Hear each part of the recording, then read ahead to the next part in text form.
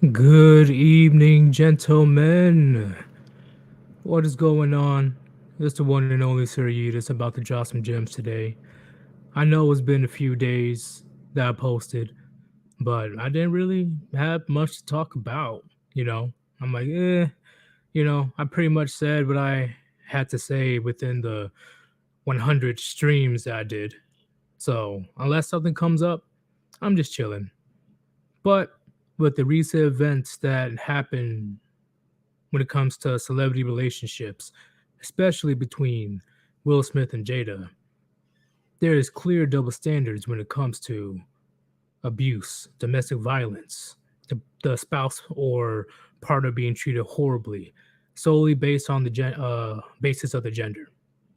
We're definitely going to get into that very soon. But before we start everything, if you have a super chat, the super chat is enabled. Okay, you go ahead and super chat whenever you want, or you can donate to the links that I just posted on top of the chat. It should be pinned. PayPal.me/Yeetus or Cash App Yeetus. Any donations is graciously is definitely appreciated. Okay, you guys never fail to ask me the craziest questions or just donate because you guys are just too awesome, too supportive. Just because I took a few days off doesn't mean the grind stops for the Warband. But let me invite our special guest, the one, the only, Nixon. What's going on, man? Good day, so Yeetus. How you doing, man? Doing great. You are loud. Oh, my bad. Let me bump it down. Is that better? Yes. I'm Very like, good. that caught me off guard. I was like, whoa. You So I, know? I pulled a Rishi on you. Yeah, you did. Well, he didn't come in screaming, like a maniac. True was, man. I'm like, oh my god, can you give it a rest already? Yeah, my bad. This condenser microphone is a little bit more sensitive than your dynamic, so it's always hard to find the sweet spot with these on StreamYards for some reason. I always struggle, but we're coming in good now. That's the main thing. Oh, it's all good. How's my mic quality? Because Fantastic. okay, Gray has been working on trying to tweak the specs to make the mic quality much better. Yeah, Okay. there's so many things you can do in different places. Like if you're running OBS, you can run filters and EQs and everything else in between. StreamYards, however, is a little bit different because it's almost really going to take your mic level as it is, and you can't really do much with it. But if you got a good microphone already, then it should knock out a lot of the other stuff that you'd normally need to do to tweak it. That is true. I'll give you that one. Yeah. Well, even though the mic quality is pretty good here, once I do stream on OBS again, it has to be like a million times better Yeah, because yeah, that should be right. wow. Yeah, yeah. But I guess Gray's a little bit busy right now, but that's okay. We're gonna start our conversation. Let me take over the screen here. Bam! Look at that. Nixon's gone. Um, so I'm sure the chat, all you guys, you recognize what's going on with the world of celebrities. Can you guys tell me something about this? These are the two main situations I want to talk about on how society they love to play these double standards on how men are abused in relationships, how men are mistreated in relationships, to the point where these women they know that nothing's going to happen to them, even if they lie, even they act in the most horrific ways. Nothing's going to happen to them, and they know this. What do you have to say about that, Nixon? No, it's true. It is true. We see it a lot. I mean, I did a stream earlier today, referencing the Heard and Depp situation, and got onto a bit of a tangent on false accusations from ladies on men. And there was that famous or infamous, whichever way you want to put it, case in Australia where there was a mechanic who helped a lady fix her car, and then she ended up claiming that she had how do we say this, aggressively touched her up and assaulted her in a sexual way. And he was fired from his job, divorced from his wife, lost his money, basically ostracized from his family, from society, and it turned out that it was all false because there was camera footage, and I'm pretty sure still nothing happened to that woman.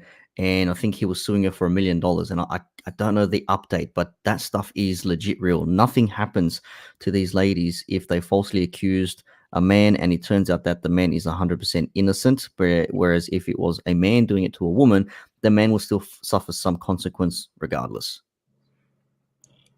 It's out of control, man, to the point where, like you just explained, it only takes one accusation to ruin a man's life. That's it. That's it, right? Uh, Pretty much shoot first, ask questions later. When it comes Yeah. to uh having a there's no trial, no nothing, no due process. It's just you're guilty, your life is over, blah blah blah. But when you're revealed to, oh damn, she lied about it. Well, the society shrugs your shoulders like, it is what it is. No, it happens. Yeah. Like Yeah. what? Yeah.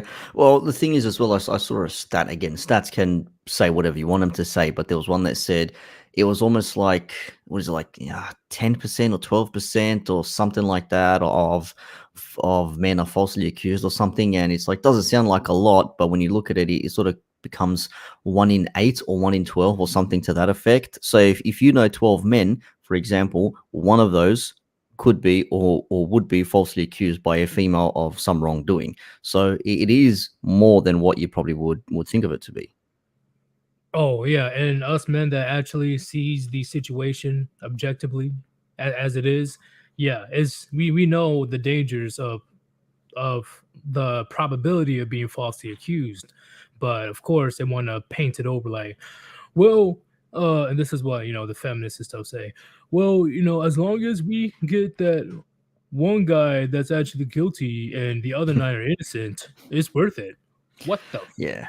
It's I forget what it is, that law. It's like it's better than one innocent man go free than like nine guilty men or something like that. Whatever it is, it is a tough one. Would you rather the guilty man go free with all the innocents, or put the innocent man behind bars? It's a tough conundrum. I'd rather have uh what's it called? Majority of the men that are innocent go to jail. Hmm. Not innocent, sorry. Guilty go to jail. Yeah, I would And agree. yeah, of course, there slips in the crack. Okay, there always Mm, slips in any type of system, right? There's always flaws, but the flaw that's happening in today's justice system, it is out of control because it's not a flaw anymore. At this point, it's intentional. It is yep. intentional. Like, how can it not be? Especially during that particular time period as well, after 2015, 2016. I mean, hashtag me too is just beginning to be a thing in not just in Hollywood, like around the world, everywhere. And that's where we see this massive shift of, all right, screw this. I'm not dealing with this nonsense. I'm just going to kick back and distance myself in a way. And then again, ladies like, well, why aren't men talking to us? Why aren't men socializing with us? It's like, well, when they can have a conversation with you and you can claim that they've abused you or they're harassing you or whatever, and they get picked up, taken away, even if they get released the next day from the station or whatever, still they're going to get absolutely taken. You're not going to get anything done to you. And I've seen some shit. I mean, in the nightclub industry, you've probably seen it too. Ladies, they be wiling, man. They do not give a crap about what they do and who they do it with. I've seen them try and get fisticuffed with security, with patrons, with other men and women, and nothing seems to happen to them. So when there's no, recourse for their actions, they'll just keep doing it. They get thrown out, they'll come back the next day.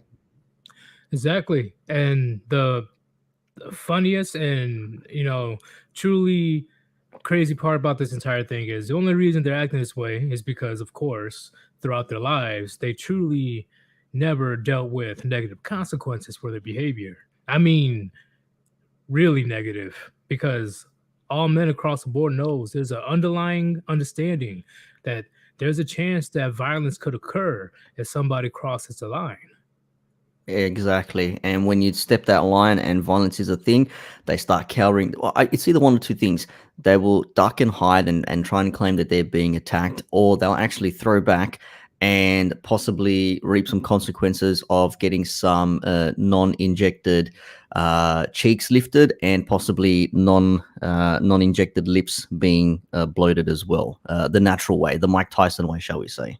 Pretty much. I swear. But Island Hermit, thank you for the super chat, $2. Amber Turd, yeah, she is complete turd. Amber Heard is the devil. Okay, let me bring this down real quick. There you go. You're back. Yeah. Okay, Hey. but the thing that is very sickening, what one thing is the Will Smith situation. He should have known for years. He's the one of the biggest or the biggest beta simp celebrity I know, because she's shown signs since the beginning of she doesn't want to be with you. Okay, even if you had all the money and all that crazy, the fact that she was talking about a dead person, which is Tupac, over Yep. 25 years, writing letters to Tupac, telling your own daughter some BS story to the point where she is writing letters to Tupac talking about, oh, you need to come back from the dead. Mommy will be so much happier. Listen, Willow wasn't even alive when Tupac passed away, or maybe she was a year too old. I didn't know. I got to figure out how old she is. But how is somebody that young knows that much to the point where she is writing your wife's ex, dead ex? It's almost like they are told this by the mother themselves. Jada must have been going on about it, because how else would Willow know this story? I mean, if she's a young child, she doesn't know who Tupac is, doesn't know the backstory, doesn't know exactly what went on between them, unless she's read something online. But I doubt a child is going to be of that willingness to want to know something like that. So I would say it's been told to her through her mother, or at least someone who knew the situation itself.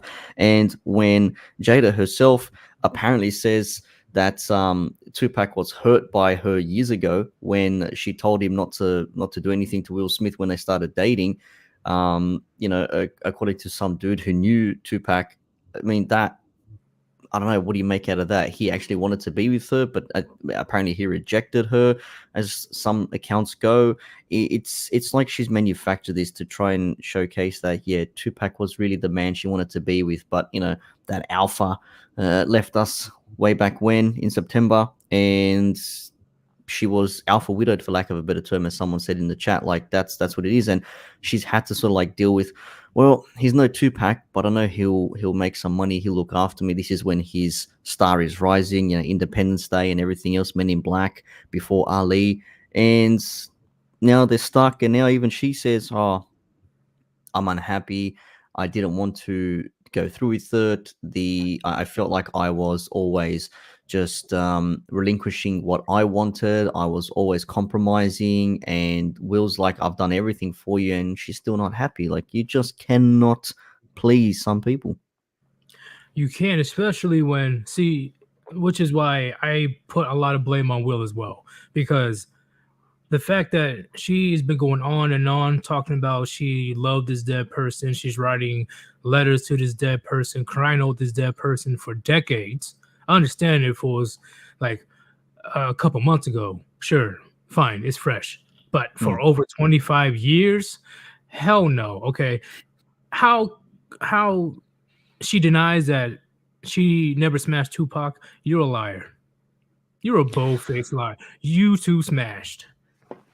Yeah, I mean, they were students together in acting class or something. That's where they knew each other from. They were close. She was very into him. I mean, you see the photos of them together. It is almost very much like a, this is my boo, she's my boo type of thing. And you're thinking to yourself, there is no way in hell someone like her who would go out and get with a 24-year-old, cheating, or in an open relationship, whatever the hell you want to call it, with one of her son's friends, would not do that way back when she was in her physical prime, late teens, early 20s, as if she would not be getting on with Tupac back then. And he would have been beginning his rap career at the same time as well. So it's not like he was a nobody.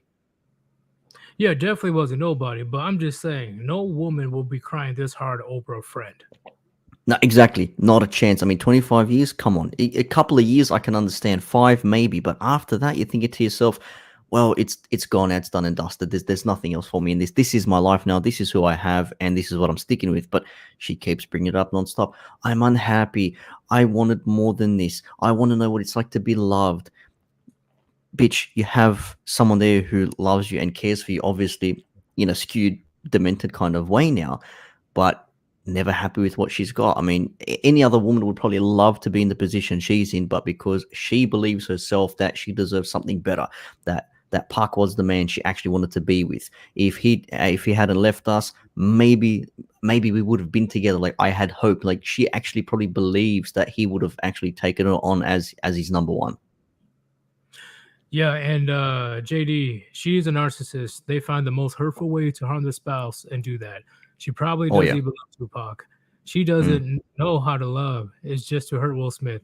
Eh, yes and no. That's like that would be some mega long-winded prank on somebody just to get back at them.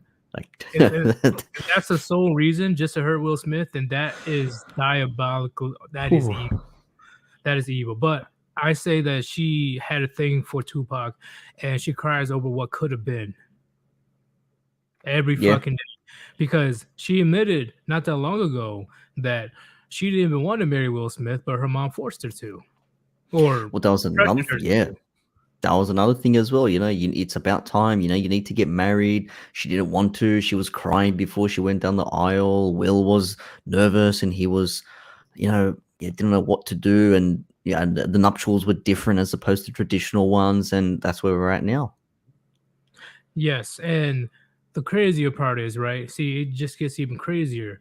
Oh, and wait, what do you say? Bam. Pharaoh Ravage. While how much Tupac changed after leaving acting school, he became super hood when he relocated to California. He was a bit flamboyant beforehand. Well, Tupac uh grew around that stuff, but he did go to a good school. And that flamboyant stuff, I blame on the mom because, of course, he was raised by a single mother. Like I'm not. He Mm, will get those feminine traits, right? But he said there's a Tupac couple of Tupac videos. He got red pilled very quickly after dealing with a few women while he was in the Julian School of Arts, I think it is. Yeah, the mm. acting school. He said that yeah, he got literally dumped because he was too nice. Too Yeah, well, nice. she actually says it herself in an interview she did with Howard Stern on Sirius. She says that she knew he was a drug dealer, and when they met and maintained that she and the Dear Mama MC, talking about Tupac, developed a relationship based on survival rather than romance. Says that they were not physically attracted to each other. That's what she says on Howard Stern's show. Says to prove it, she said she forced the musician to kiss her, but they agreed it was the most disgusting kiss they ever had. I don't know about that, man. I really don't know about that. Oh, hey, incorrect. He went to the Baltimore School of the Arts. My bad. Different, but he did go to an acting school. Um, Yeah, yeah, he definitely, yeah, he did. Yeah, there's videos of him, yeah, doing acting skits and people laughing and him being the entertainer that he was. And it's a bit yeah, weird seeing him in that view and then seeing, the Tupac that we found out later on, being in California and Death Row Records and everything else in between. and remember, gentlemen, his father passed away when he was really young, and he didn't really have any male role models growing up besides gang members. So he definitely uh, was around that type of lifestyle. Like he definitely knew a thing or two. Not saying that he was full thug, but he definitely was around enough to know how to present himself. Because once again, he went with his single mother's route. No disrespect, right? But he went to his single mother's route, saying, "Hey, you need to be nice to women. You need to give women everything. You know, respect women. All women are queens."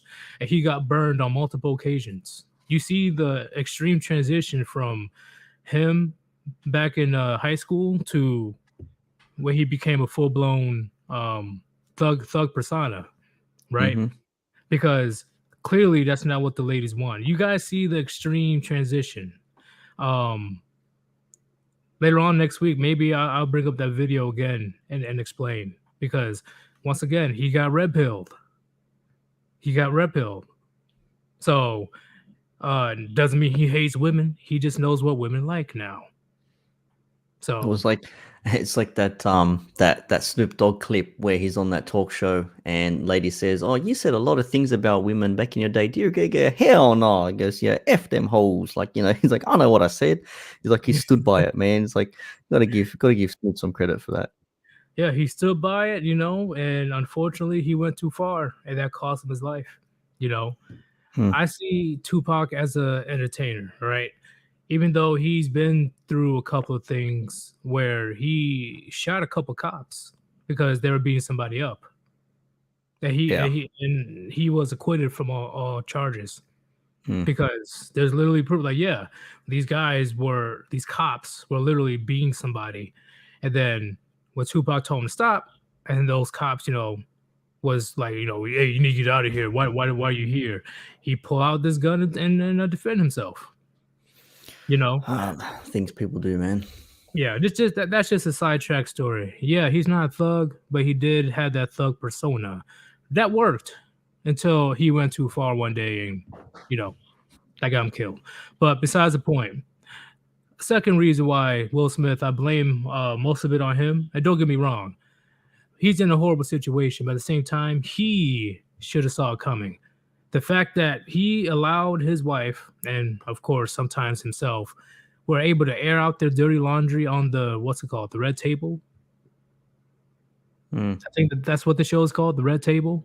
Yep. Red Um, table talk.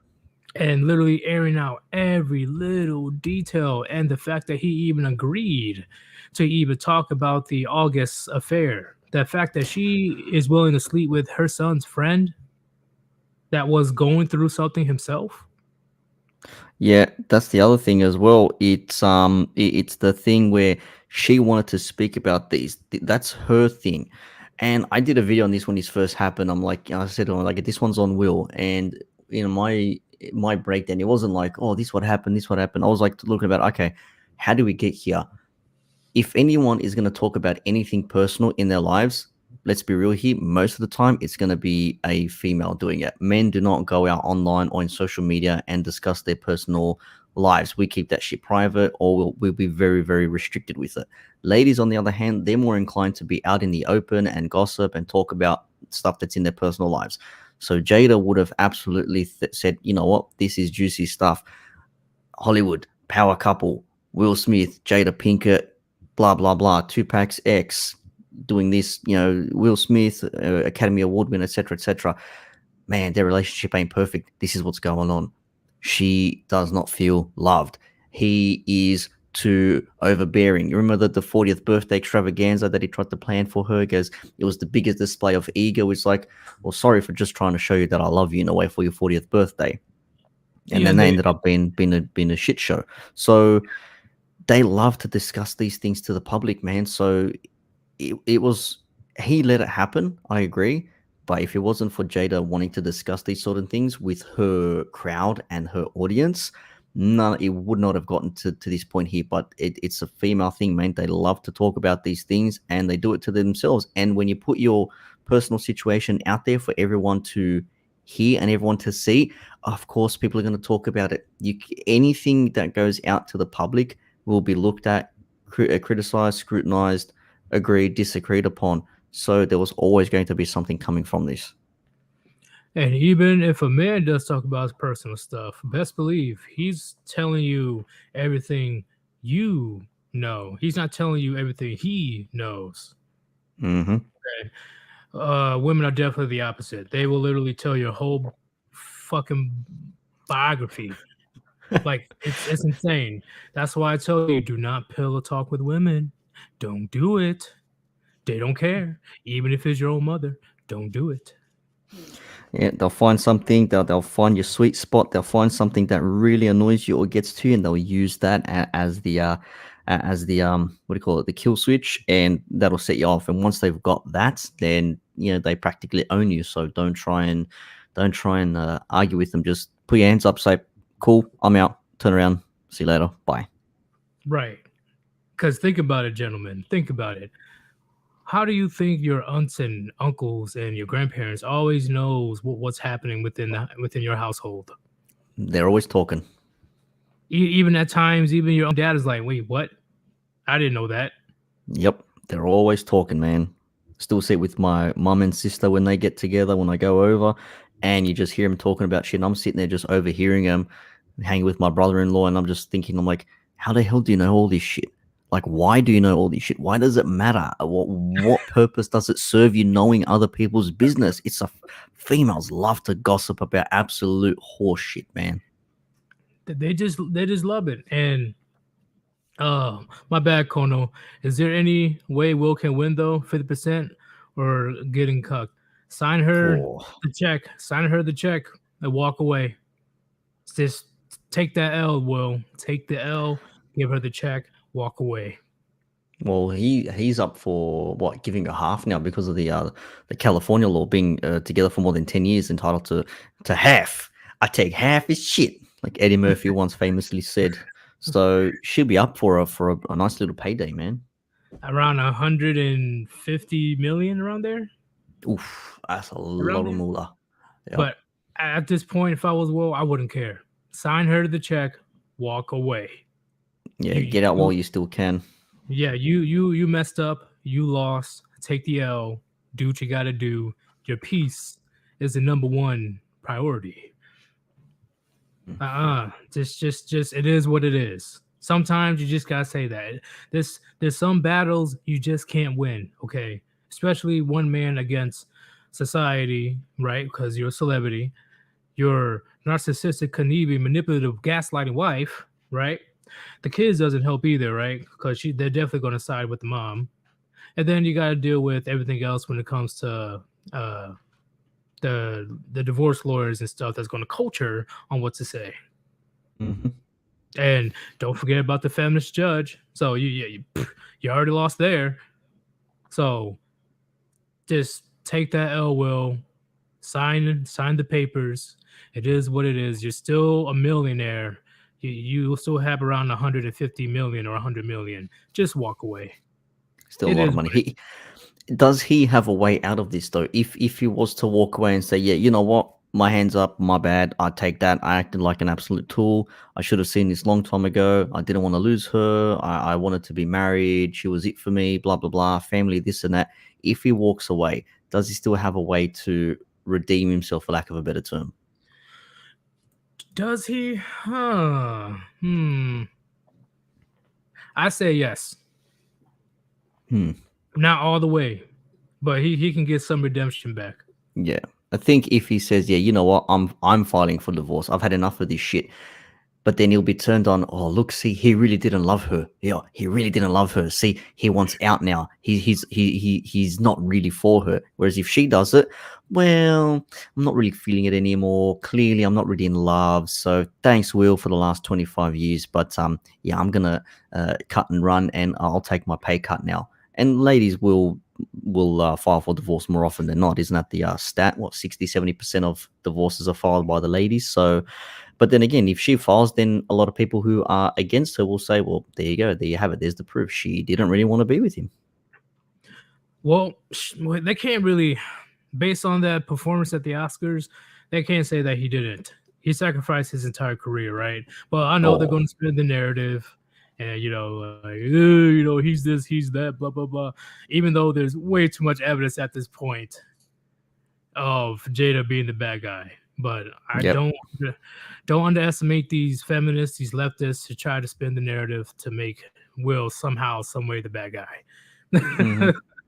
um. Oh, you gonna say something? No, no, I was just agreeing with you. Oh, see, to the point where um, what else happened? Oh, the fact that she couldn't take a joke, and no matter how much she tries to spin the narrative again, she couldn't take a joke at the Oscars, and even Will thought it was funny. Hell, it was a funny joke. It was a light joke. It was one of the lightest jokes ever. It was. It's It was pretty very, very harmless. tame.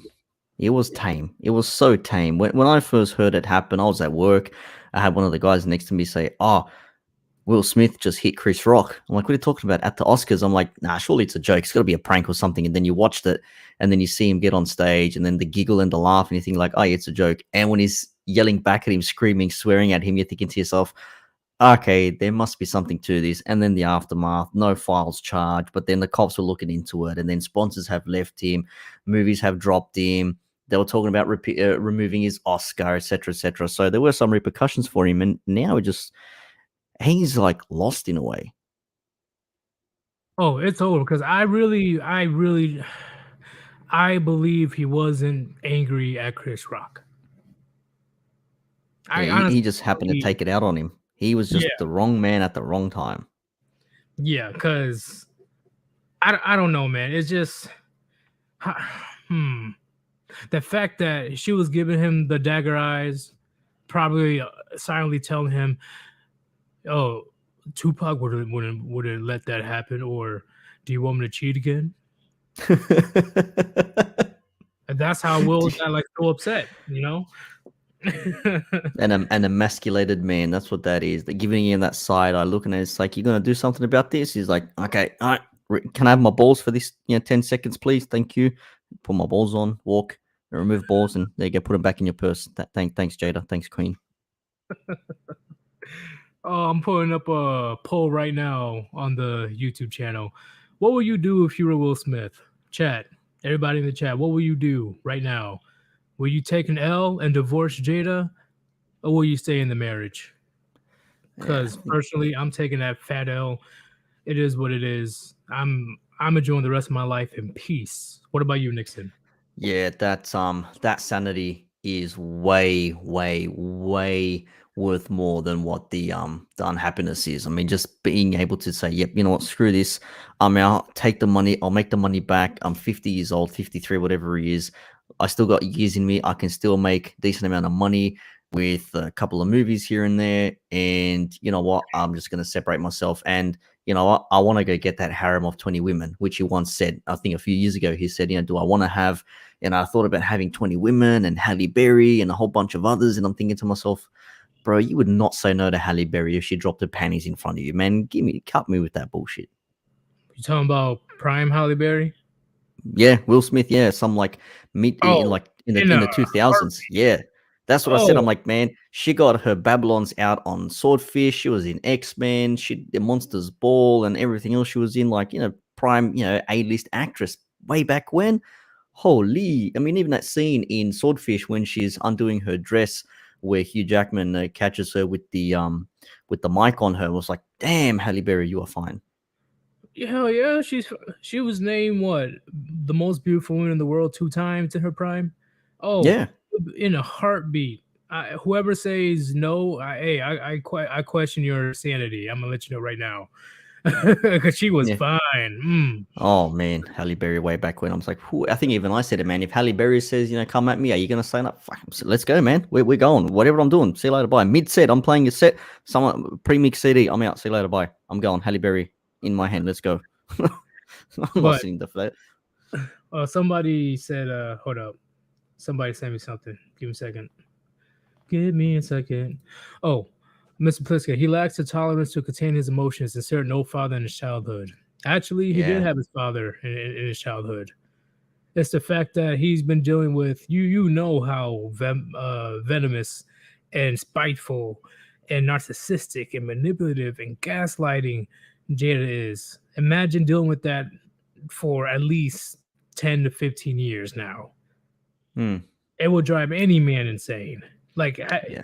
have you guys ever, well, I'm sure you have, Nixon, dealt Hmm. with a married man, whether it's your friend or a family member, and eventually he is just an empty shell of himself. He Oh is yeah. just dead inside, right? Yep. And Yep. he is so scared to angry his wife. He has to go home at a certain time, like, oh, it's 8 o'clock, guys. I guess I gotta get out of here. Like, you just got here, bro. What the fuck?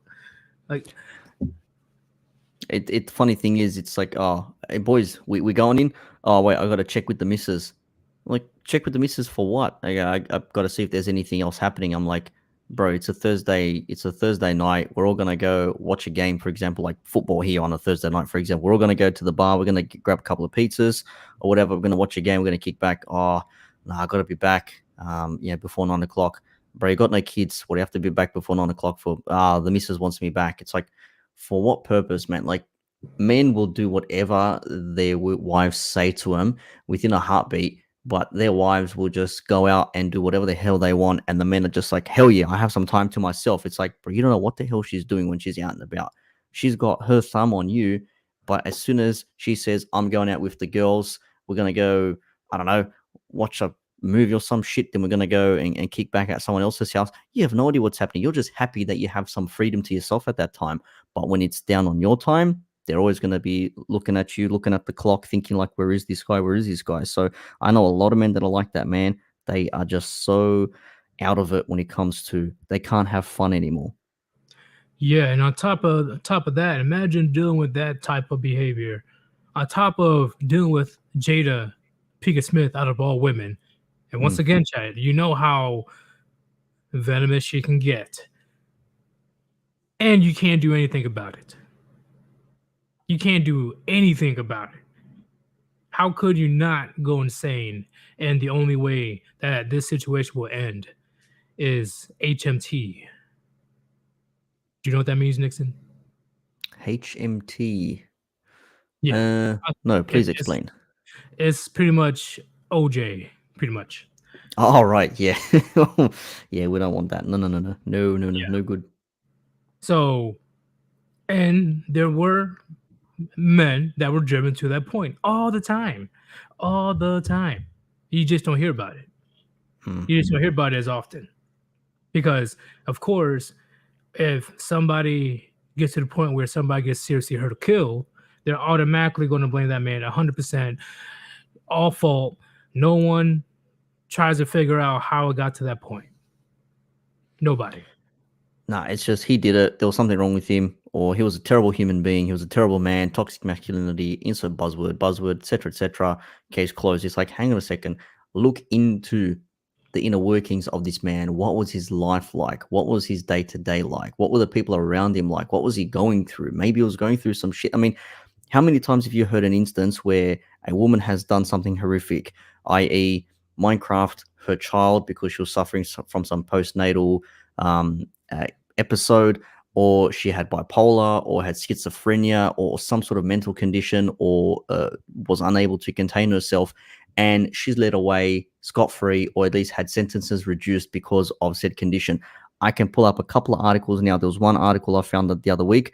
A woman was suffering from a postnatal depression, and she actually went. I don't want to say what happened because it's pretty sad, but basically she went to Minecraft her and her like 3 month old or something, and it turned out that she got let off because she suffered from a mental condition.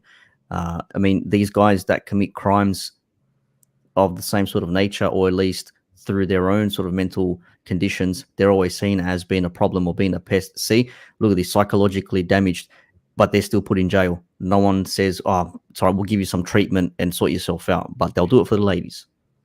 Yeah, 9 times out of 10, they always go down to the science on why a woman did something atrocious. But when it comes to a man, even if he was fighting for his life, defending himself, nope, you're at least getting manslaughter charges. You getting Yep. something.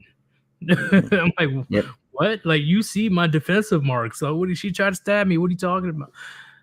You're a Oh man. man, I got a perfect example of that. I actually had a female send me something the other week. Apparently, she knew someone who knew this particular person. I'll post it in the chat. You can have a look yourself. But Okay. I'll just read it out real quickly. The main backstory is that court found a woman not guilty of murdering her partner because she pleaded on the grounds of self-defense when apparently um, he came in, was a little bit aggressive, whatever. I think she was like just over him completely, and she just plunged the blade into him, and he ended up dying in a hospital. And she was set free because of self-defense. It says here The barrister says a mobile phone recording of an interview his client gave to the police soon after the incident would demonstrate the emotion she was experiencing and show the issue for self-defense is a real issue. So it was all emotional for her, and she decided to stab him and kill this man, and he died, and she got let off. Why? Because he raised his voice a little. Apparently so, or she felt that he was emotionally damaging to her, but did not physically do anything, did not emotionally do anything to her, but she just had enough of him and just went for it and grabbed it, and says she allegedly told him to back, but he moved towards her saying, stab me, just do it. And she says, yes, I stabbed him, but he was attacking me, so I had to. I mean, he's going to live. I don't think I can have this on my conscience. There's no report of her actually of him actually being violent towards her. I don't see anything in here, and she got let off. Where was the wound? Chest, in the chest. I highly doubt he said, "Come on and stab." Wow, how much proof do you need, gentlemen? How much? I might have to. You don't mind me stealing this for video? I have to read through all this. Yep. Oh my god. Yep. Yeah, we gotta put this out there because that's ridiculous. Do you know how insane you will sound as a man if you use that as a alibi? I felt a little unsafe. Well, it says here that she said he hit her with the stainless steel saucepan and she picked up the knife to protect herself. But no one says anything about showing any actual wound or bruise or cut or anything like that. So, I mean, pick up another saucepan and fight back. You got to grab a knife straight away for him and stabbed him in self-defense. And this is in 2011, mind you. So this is quite a few years ago now. But all the same, she got let off because she felt that she was under threat, or the emotions she was experiencing showed that it was a self-defense thing. That's like saying, "Oh yeah, she threw an orange at my head, so I yeeted her off the bridge." Exactly. It's like nothing happened and you went to the extremes over it. I think she was just also an emotionally unstable person. I mean, the um um says ladies like she got away with it, and this guy lost his life, 33 years old. I mean, my age, over nothing. And they act so shocked that more and more men, day by day, are walking away. So they're Yep. that shocked right now. And once again, I understand that happened um, around 11 years ago, but Mm-hmm. it's still happening today, especially the most recent case of OnlyFans model murdering her boyfriend. Oh yeah, Uh, yeah. That the chick, yeah, with the dude, yep. And then she was let off. She was partying and kicking back the next day. Like I think what she was held under suspicion and then let go, but there was an alleged case of it, and they couldn't prove it just yet. But I mean, if that literally was you, I mean, I don't know how someone could just go out drinking and clubbing when you have a potential murder or manslaughter charge hanging over your head.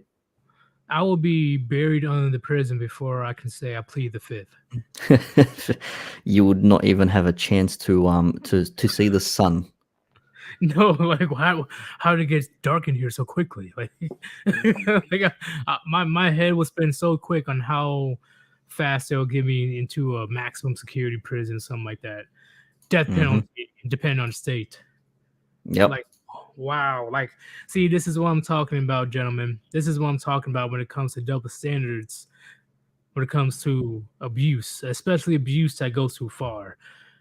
Domestic violence, we're gonna get to that in a bit, but we gotta touch upon a little bit on Will Smith, and then we're gonna switch over to Johnny Depp. But before we continue, if you want to support your boy Sir Yeetus or the Warband, you can go ahead through super chats. I got monetized not that long ago, or you can click the link on top of the chat and donate to PayPal.me/Sirius or Cash App Sirius. Any type of donation is definitely appreciated. But the biggest thing out of all this that I'm like, yo, this woman is a definition of toxic. Not just toxic. I think toxic femininity overall. is after Will Smith is going through all this craziness, these shenanigans, she is doing a season 5 soon on the red table to talk about that situation. What did I say, man? They will still talk about it, and we'll see nothing wrong with it. Again, running this man's name and reputation through the mud for her own what brownie points, her own clicks and views. Because ladies will be looking at this more often than men. There will be some men out there, but ladies will be looking at this, and this is what they're in for. It's like they want that juicy content. And I had this discussion with a female uh, uh, friend of mine the other day, uh, talking about I don't know, some shit about Married at First Sight, some fucking show I don't really watch, and there was some issue going on there with the ladies. One lady leaked some other woman's nude or something, and then they were talking about how this could be a revenge porn thing, and etc. etc. And I'm like, but it was on Google. Like all you had to do was just google.com and type in a name, and it was there. So I don't know how it's revenge porn when everyone could see it. But in any case, and I said, why do you ladies love this sort of shit? Like, how sad is your life where you have to always look at other people's drama to substitute your own? And she said something like, because our lives are boring and we need to be interested in something else. That's like what the Mm, the red table talk is like, because every other woman that watches that stuff, their life is average, or they're thinking that they're in some dead end marriage or whatever, and they need to see what's happening with other people to make themselves feel better, to think, well, hell, my life's not that bad in that case, or wow, this is some insane stuff. They love the drama, they love the chase of it. There is something that just attracts ladies to people's problems. that explains how women are agents of chaos. That's their nicknames. Because since their life are so uh peaceful, or they don't really have to deal with any type of adversity or danger, they go out and seek it for the thrill of it. But men, we are the agents of order because we deal with adversity and danger almost every day. We seek for peace. We You do. guys, I don't want conflict. I don't want conflict, but it's just a part of what it is. exactly. Which is why, I don't know why, well, see, I see women try to deny that claim because either they don't even understand themselves or they do, but they just don't want to admit it. So, um, but we're gonna touch on Johnny Depp now. The Johnny Depp and Amber Heard situation has been going on for 2, 3 years now.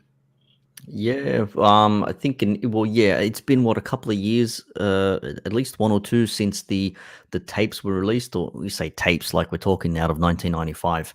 The video recordings, the audio recordings from the cell phone from Johnny Depp regarding Amber. So yeah, it has been a while, and even before that, if you think about it, Amber Heard accuses Johnny Depp of assault. Oh, Johnny Depp, bad man. I knew it. Hollywood man, toxic, etc., etc. Every buzzword under the bus. And then it turns out that she's actually the aggressor. She's the one that's causing all the issues. Well, let's actually have a look at this with a little bit more of a microscopic lens. It's like what you were saying before. If it was a man, straight away chastised, castrated, in a matter of speaking, and we don't care about him anymore. But when it's a lady, it's like, man, let's actually look at this. Let's actually see if there is actually something to this. And that's what's happening now. Well, hell, based on what you saw, what happened to Johnny Depp, even somebody as famous and powerful when it comes to celebrity status gets taken down by false allegations, right? To the point where he lost all of his movie gigs. Hmm. Uh, the majority of his friends uh ostracized him. Society freaking like came at his neck, right? Like everybody's like, oh, Johnny Depp this, Johnny Depp, oh, he's a devil. But then the truth slowly comes once again, right? Shoot now, ask questions later. All of a sudden, the people are backing him up, especially the women. I'm like, no, no, no, no, no. You were the first to try to cancel him out of existence. Now all of a sudden you're on his side. Fickle. Yeah. Way back when, even when I first saw it happen, I was like, "Oh, I'm a little bit suspect at this." Johnny Depp does not come across as the type of man that would act in a certain way, and I didn't know anything about Amber Heard or who Amber Heard was. And then it's like, well, I only found out about you because of your allegations regarding your then husband at the time, or boyfriend, or whatever the hell he was. So if it wasn't for Edward Scissorhands, we would never know who Amber Heard was, and we wouldn't see what an absolute psychotic narcissist she is. Like, a lot of people have said she suffers from some disorder, perhaps some bipolar, maybe even some split personality thing. And you can just see it where she's acting all innocent, and it actually turns out that she actually was the aggressor in this. And then they brought out Johnny Depp's chronic once in. He's knocking at the door, mind you. And brought out all the text messages that he said, "Oh, look at all these horrible text messages." Yeah, text messages are bad, but hitting someone, cutting someone's finger, shitting in their bed, taking photos of them when they're in all sorts, that's okay. Apparently, that's okay. But text messages, that's bad. Yeah, very bad. And you saw how she already had a camera set up, antagonizing the hell out of Johnny Depp while he was relapsing. Yep. The ice cream photo, the taking photo. Well, he took some photos himself of the line set up. And look, for his own personal shit, I think I've said it myself. Like that we're not debating whether Johnny Depp is a drug user or whatever. We're debating the fact whether he is actually a an aggravator, the aggressor of domestic violence, which, as far as we can see so far, he's not. Amber Heard seems to be that person, but everyone wants to go back to his drug use, and some would say, well, it's his drug use that led him. Oh, sorry, it's Amber that led him back to his drug use after being sober and whatever, trying to deal with certain things. Some will say that's a fair comment. Some would say no, it's not a fair comment. But I think what you're looking at is a man who was beaten down, trying to deal with shit that he's seen before with his own mother, stuff that he's grown up with, trying to be a good person, trying to act, do his thing, be Captain Jack Sparrow. Even I saw a video. He was visiting a children's hospital dressed as Jack Sparrow, and some child asked him, "Why is your finger bandaged?" When the sliced finger that Amber Heard did, and he said something like, I think he made up an excuse or something. You could see that he was lying, like now in hindsight, and he made up some reason like, "Oh yeah, it was something happened. I bumped it or I hit it or something like that, etc., etc." So even then, he had to lie to the kids way back when. Yeah, and the recent things that are coming out saying that uh, I forgot who that lady was, but she said she helped Johnny Depp find his severed finger. Mm. I didn't know that. I thought it was just cut. I didn't know it actually like took it apart. Wow. Okay, I must have missed that. Yeah, it was during the trial. Some old blonde lady said that she helped him look Wow. for it. And on top of that, yeah, being a druggie is not cool, but it doesn't really correlate per se because there are people that, yeah, they do some crazy drugs and shit, right? Alcoholism, all that stuff. Doesn't mean they go around abusing people. Exactly. Like he would have done it. I think he says it himself. Like, I was filming movies. I was going through late nights. I needed something to help me relax. So he's on Roxycodone and a few other things. He was, banging lines. Whatever, man. If that's what you do, that's what you do. Like, that's your personal business. You're not doing that in the public. No one knows about it. You're not acting out in a certain way where people are going to see you in a very bad way. So whatever, man, like, you do your thing. The drug use, the addiction, all that sort of stuff, that's bad. And even text messages back and forth to Elton John and some others, he was talking about how he felt himself that he did something wrong, that he was damaged, and he wishes that he could take things back and change who he was. But people have a certain way of dealing with things, and that's how he dealt with them. Did she take advantage of his vulnerability? I don't know. I'm not sure if you can say that, but some would argue that he only started getting back into this state because of her, because of the way she was acting towards him. So is she the cause of his drug use, drinking, etc.? And for all the talk and all the video footage of him smashing cupboards and and bottles of wine and drinking heavily and passed out with ice cream all over him, that still doesn't say that he hit her or he did anything to her. I mean, Yeah. what are we going to do now? All cupboard lives matter now or something? Like, it's a cupboard. Like, people do things out of anger. That's not cool. I'm not saying he should be given a pass for that. But did he physically assault Amber? No. And he bought that shit too, so I don't give a fuck. This is my cupboard. This is my sink, my drawer. Okay, so I'm gonna hit it if I want to hit it. The fuck. I'll That's buy a just new me. one if I want to. I'm Johnny Right. Depp, bitch.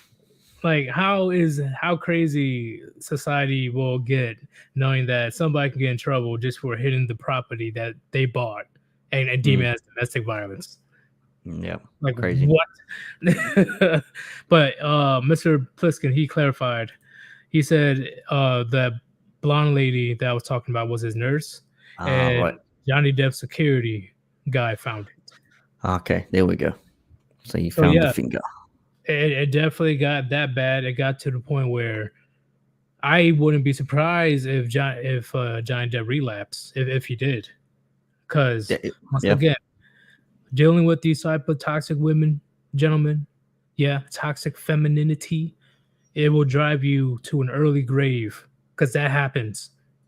It happens, whether it's due to stress or you just trying to numb the issue with some putting some toxic stuff in your system, or it's just you just go ape shit and pull some OJ situation.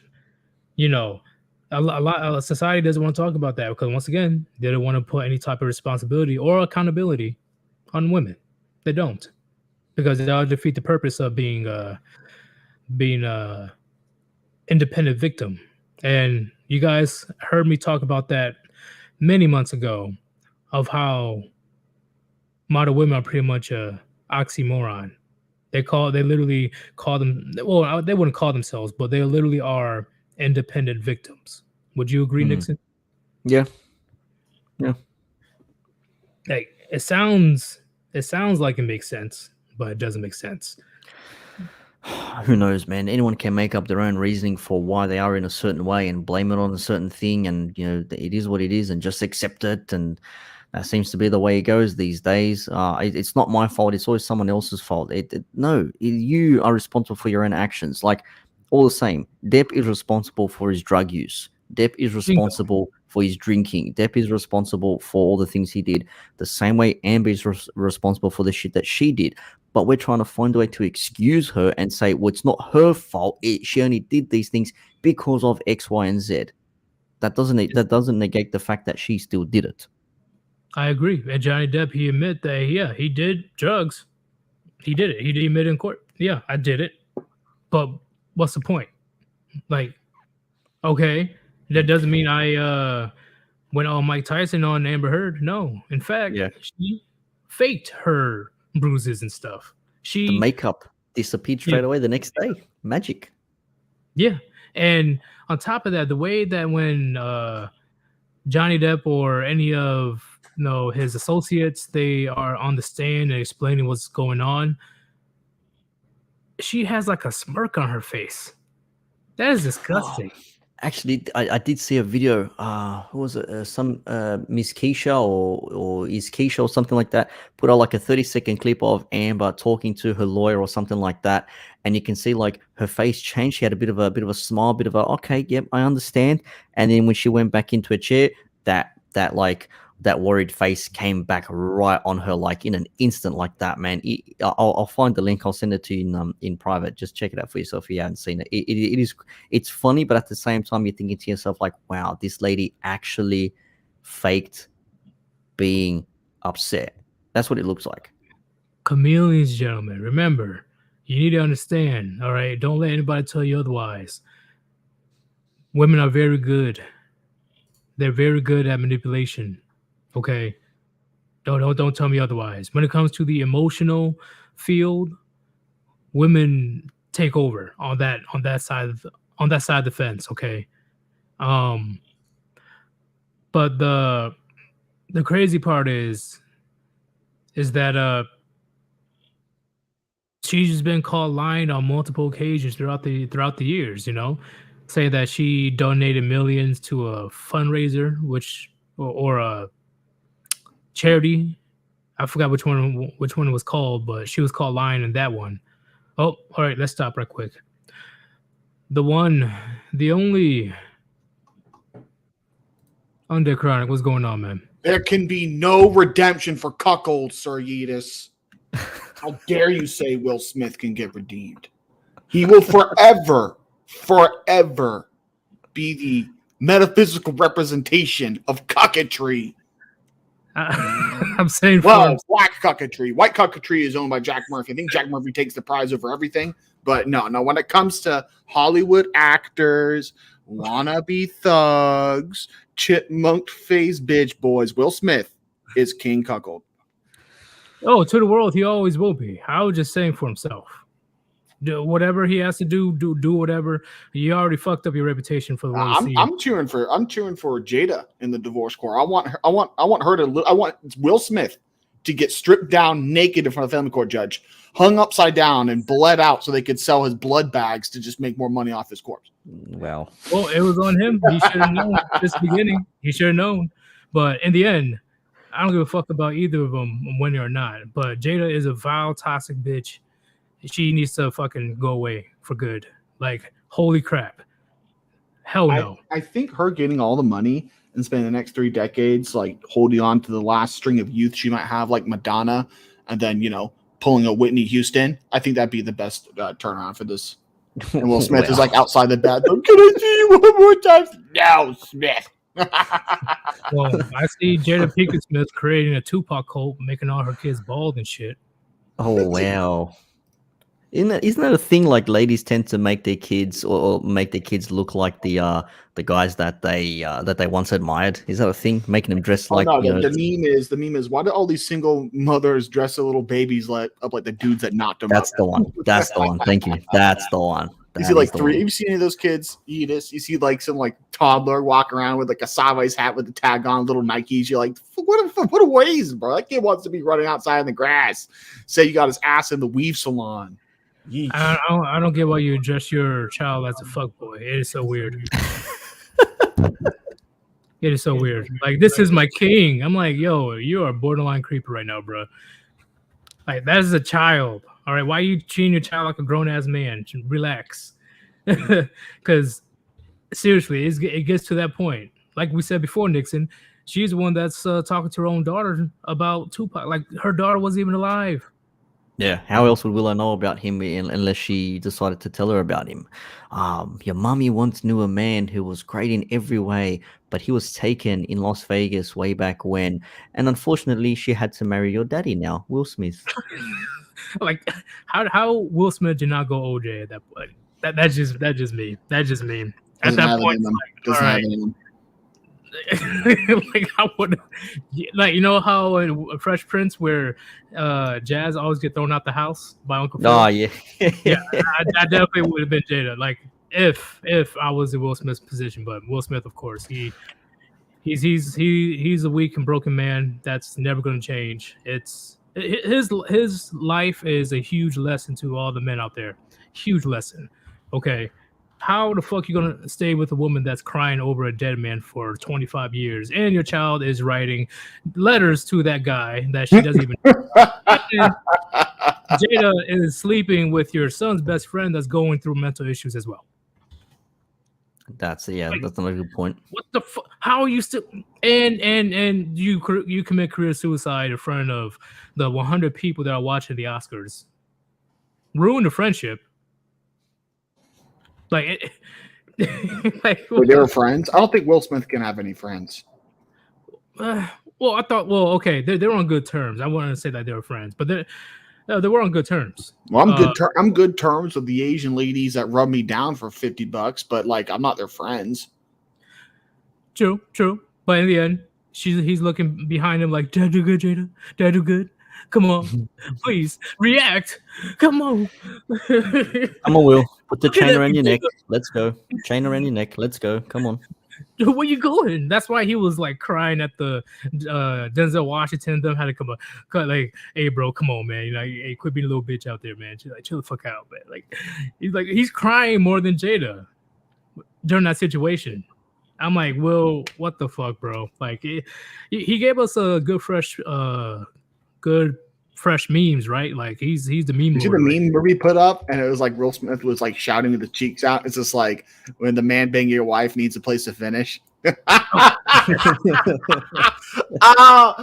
could never respect that simp boy. I mean, like he's a typical Hollywood feminist leftist that's been talking crazy for decades now. So anytime this goes down for one of them, it's great. I'm like seeing one of the gods of cucketry get burnt at the stake of their own sins. It's beautiful. Well, you heard the most recent situation of I'm telling you, this soon-to-be ex-wife Jada is dragging Will to hell. Like, and she is enjoying every second of it because of the new season of that Red Table Talk shit, and they're going to talk about the Oscars and stuff. Like, damn, Jada, like you just don't give a fuck. You just want to just continue bashing this man. She's an ugly little boy, isn't she? Hey, man, they both of them are fucked up. Johnny Depp and Amber Heard are both fucked up. It's strange. Complete segue. It's strange. I don't really find bald black chicks attractive. I think bald white chicks are hella hot. I'm not so sure about black chicks with braids. I like when they have it natural with the fro. That's really hot. But if it's braid, if it's a weave, if they're bald, I'm like, I just see my friend's little cousin at Thanksgiving. Hey, you guys got any games on your phones? I can't see anything but that. No dude can hold that much cope inside. He'll snap. He will. It's either he'll take the L and leave, or yeah, he'll pull OJ. It's only a matter of time. But in the end, hopefully you guys understand the craziness of relationships on why men are like, fuck this, right? Because literally anytime if she feels, emphasize, feel like ruining you, she will. It doesn't give a fuck. And it's just off of what she says. No evidence, no nothing. You need to think on that, gentlemen, okay? I'm not saying, stay a monk forever. Go up there in the mountains and, do some Shaolin shit. No. If you want to deal with these Western women, go for it. But I'm telling you right now, look around in fucking society. You better be beyond careful, because one false move, you're getting canceled to oblivion, or you'll spend a couple decades in jail, and then you might be let out, maybe, right? Because they got DNA testing now, whatever. Yeah. Like hell, there's a case. I feel bad for the poor sons of bitches that got a DNA test Jada Smith. They're gonna be like, half a damn New York State's in this bitch. Oh wow! Entire registry. You need to understand, gentlemen, there's a man that almost went to prison for life because a woman that he never met or seen before claimed that he raped her. Okay. The only thing that saved him is the location from his social media. The times didn't match up with what she was saying. If he didn't have that, he would have been spending life in jail. Yep. That's the risk, man. Yeah, that's the risk. You just don't know. Like I was saying as well, like here in Australia, you can't use an audio or video recording as evidence if you've obtained it illegally. That being, if you've recorded, for example, audio from yourself and someone else without their know-how, without their consent. But I was saying, like, but hang on a second. If you're accused of something and it's going to put you away for life, let's say, but you actually have audio recording of your innocence, like there. Do they just dismiss it? Like how messed up would that be in that case? Can I get a turn, Jada? No. But it's very messed up. You guys, when you bring the green skin on, you got to expect all the jokes of the stream to occur in 5 minutes. Yeah, I'm not surprised. Man, maximize the screen time, bro. I'm not surprised. But that's what a lot of people need to understand, man. Like, this topic is one of the most serious topics I'm gonna have, because this is no fucking joke. This is no joke, gentlemen. it's gotten to this point, and don't let your little, simp friends or your female family members. Oh, just go out there and try it. Go out there and try it. Simpoiders. You better be on your toes. Because they're Oh, I got a new term. Simperoids, like hemorrhoids, but they're simps on your ass. Simperoid. Continue, Yeetus. They're tying a noose around your neck, gentlemen. Oh, shoot. It is what it is. It's getting to this point. Right now, we're at the end game. We're at the end game. No matter what we do, it's literally because we have XY chromosomes. You'll be canceled to oblivion or thrown in jail. They don't even need to say anything at this point. You're always automatically.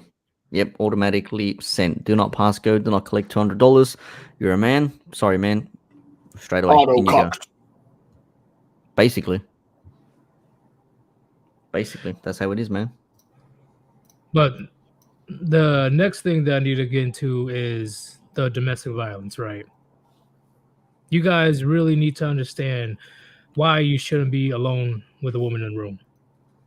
Hell, at times you don't even need to be alone with a woman in the room. She can just go to a different room and add the injuries onto herself. I used to get around and play the. Man, I can do this by myself. And be alone in a room with a woman, but it's so much better with a cameraman. You know what I mean? Walking with the cameraman. What's he here for? Don't worry. Just let it. He's not here. Just as you were. This is a legit company. I'm trying to produce some valuable media. So when I get doxxed, all the simpoids that want to go beat to chronic smashing their bitch, got an example of it. Yeah. Especially if it's a high quality as well. That's what you want, man. You want to see it in 4K because all of the fans of the green one will want to see that. Pop out a blunt. Inside the blunt's a Sharpie. I take out another blunt. I smoke that blunt, but in the Sharpie blunt, I take off the top of the Sharpie. Wait a second. Let me visualize this for you guys. Take out the Sharpie. It's not loud enough. I need to make it louder. Let's see. Let's try the sound effect. Sharpie go. Right. Left cheek. U. Right cheek. C. Then it's clapping time. You're an incel. You don't get any puniti undead. You're a male virgin. Oh, totally. Yeah, but Yeetus is right. The things are getting dangerous out here. I mean, women in California are pushing for I don't want to call it abortion. They want the right to kill kids up to 10 months. That's a quote from a video I put out. Yeah, that's pretty bad. But anyhow, Nixon, what's going on with you? You doing more DJing?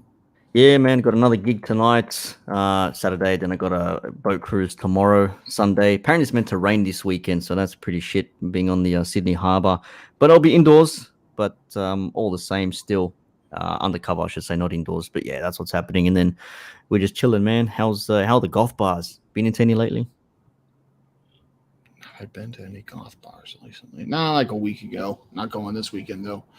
Got to strap myself up by my bootstraps. Gotta do some work this weekend. I'm also trying to schedule out the because I'm be gone for a month. I'm trying to schedule out the Manic show. So Manic and whoever wants to use, you can do that too. You can come jump on my channel while I'm gone for the next month. What are we gonna do? A month without the chronic, man. I'm just gonna make a ton of shorts tonight and tomorrow. I said I'll stream it tonight, but the haters never call in. I'm not sure I want to do segments. I don't know. I might want to go to the bar tonight, even though I said I wasn't going to. I'm like, I put my ear to the ground and I just hear, girls crying about their dads, and I'm like, it's good hunting season right now, boys. Oh man. But what's your next topic, Yeetus? Unless you want me to just keep on spurging on stream. Yeetus has been yeeted. Oh, I see. I was going to say Yeetus has been yeeted from his own channel. No, I'll grab my phone real quick. But in the end, I'm just showing you guys right now. You really think that it's worth getting into a relationship at this point? I don't think so. Do you think so, It Nixon? depends with the person. Depends with the person and their background. But like typical American bitch, yeah, sure. I mean, like, what's a relationship? I mean, I just dump in seed. Is it like, oh, we're girlfriend and boyfriend? The problem is you can't. First of all, you have to be comfortable with lying with a bitch. Oh no, this is totally going to go somewhere serious. Absolutely, and I don't. At least from my perspective, I don't need nut that bad to consistently lie to someone and put on a mask. And then you got to look at the economics, like throwing out all the accusations and all that shit. Are you down with taking time away from work, your hobbies, the gym, spending money to hang out with a woman and get puniti? How much value is she bringing to you? Dudes like John Anthony Lifestyle will tell you that going and doing activities with a girl is the most fulfilling thing in his life. It's just something you can't even quantify it. Well, him and his friend playing with dildos, whatever the fuck his name is, they can't even define what sexual compatibility is. So I think, and next part, it's like, what's your position? Are you a working man? Are you going to work? I mean, if I was in college again, if I was going to class, if I had time, yeah, I'd have a girlfriend. I'd be messing around or whatever. But now it's just a time issue. And what are they getting? Then if you're going to spend all that time on them, besides puniti, what are they going to give you? Is she going to give you kids? Okay. Is she going to expect a ring? Is she going to use a family court against you? All these questions take us back to the holy commandment. You know what it is, Yeetus? Yep. No hymen. No hymen, no diamond. That's right. Hashtag pop cherry, don't marry. So if she doesn't pass that test, you know.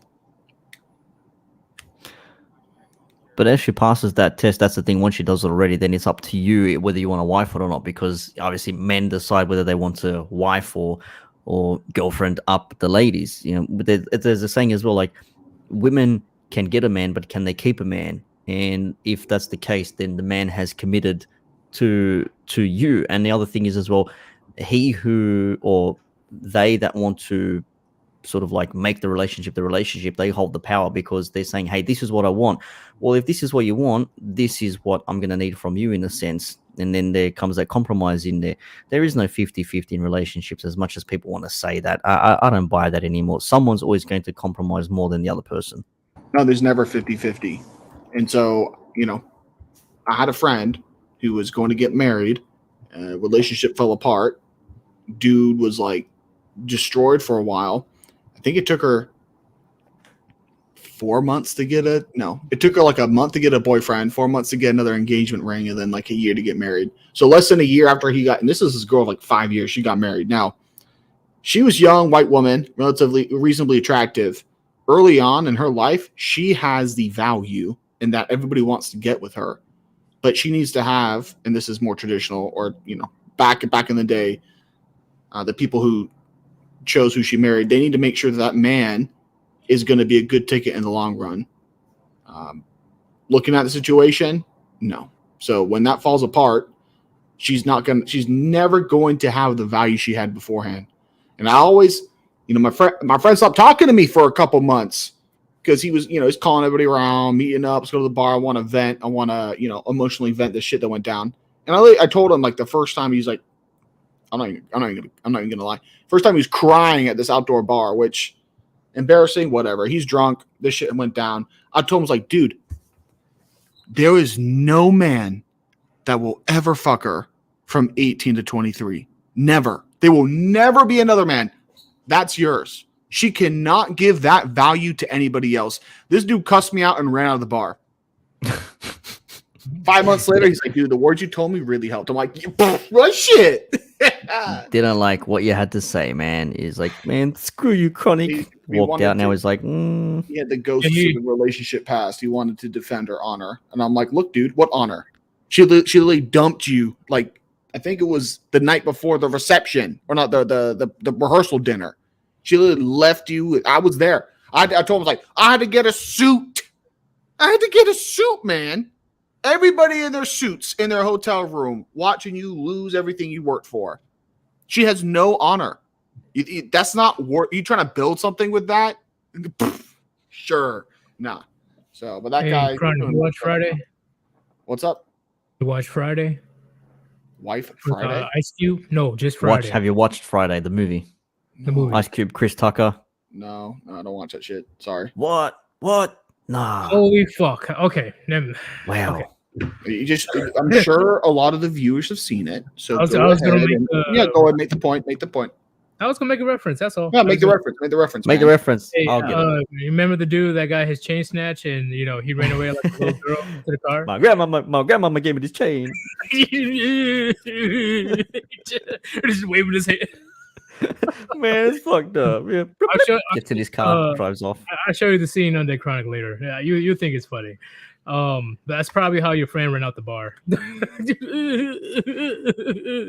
Picture like the wacky inflatable thing that's outside of car dealerships when the air isn't pumping through it anymore and the arms are just down by its side and just like waving side to side, flopping out.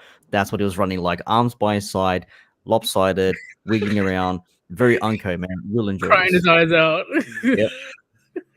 Getting his little car driving off. But damn, Chronic, you need to give that movie a chance in future.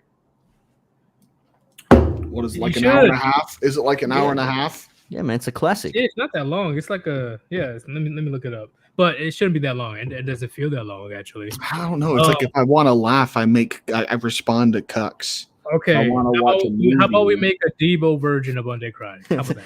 Yeetus. Oh shit, Janet Jackson. We should totally do like a Chronic movie. It's like Barbershop, except it's like about this barbershop's a huge cover for like for distributing weed in Atlanta circa 2008 when that shit could get you killed by the cops.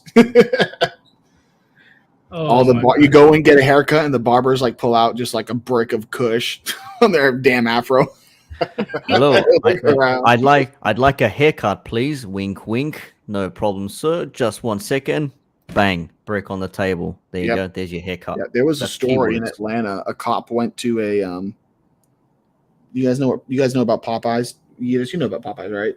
Yeah, they have Popeyes in Australia. It's like a chicken chain, fast food chain. Yeah, I know what it is. Yep. So a cop went to a Popeyes in East Atlanta, and he was like trying to get something for a party for his daughter really liked the biscuits, and so he goes, I want 2 dozen biscuits in just in one bag, or in 2 bags, he said. Apparently that was the code word, and so the damn drive-thru worker gave him a brick. He was just that's how it got busted. Wow. He's like off duty, going to his daughter's birthday party. He got a brick, dude. If I got a brick from Popeyes, I'm like, I'm giving this shit 5 stars on Google, bro. Immediately.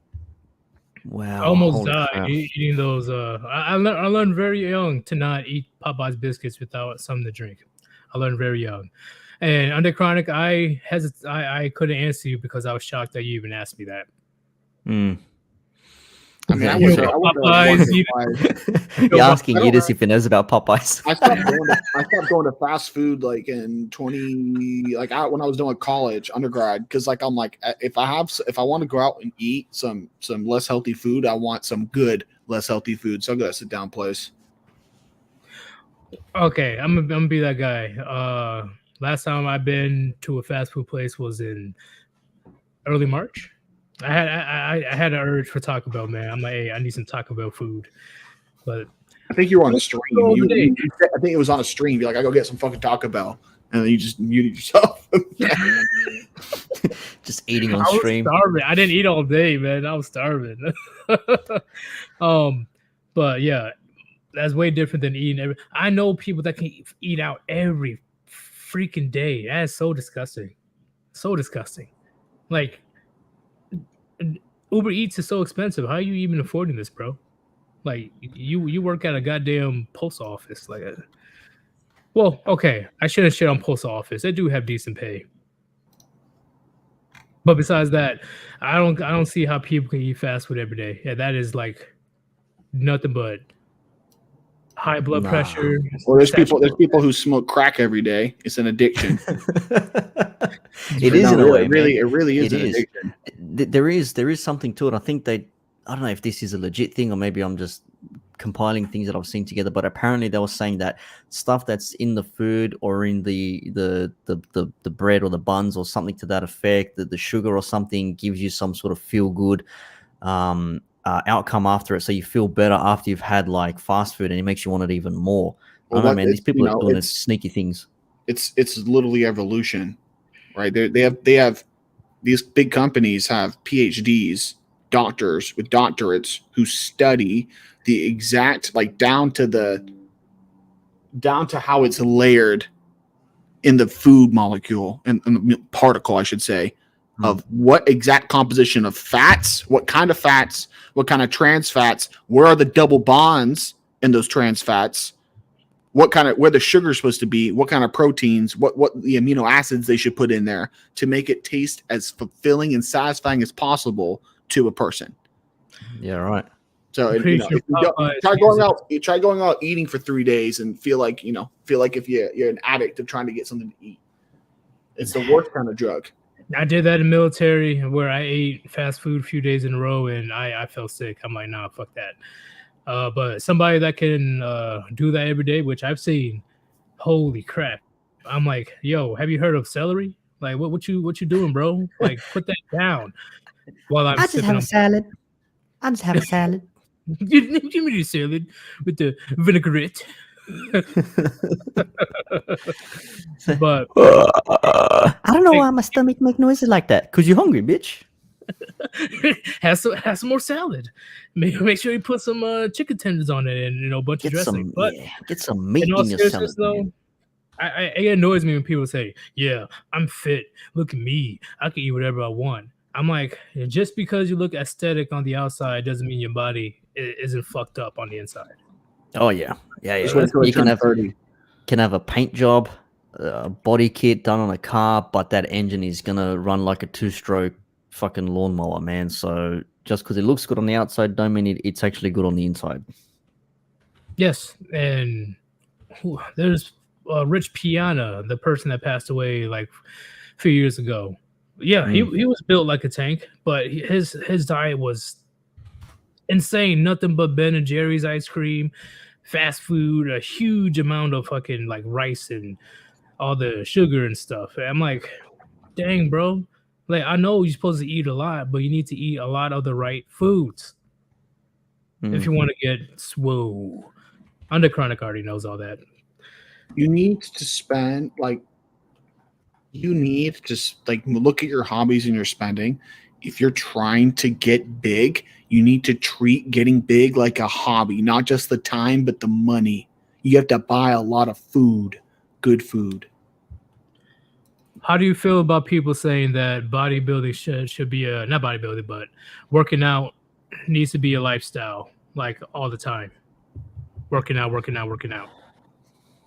I mean, I take a grip trainer when I'm at my desk, and I'll do like a couple thousand on each arm. Well, like 1,300 on each arm if I'm in the office for 4 or 5 hours.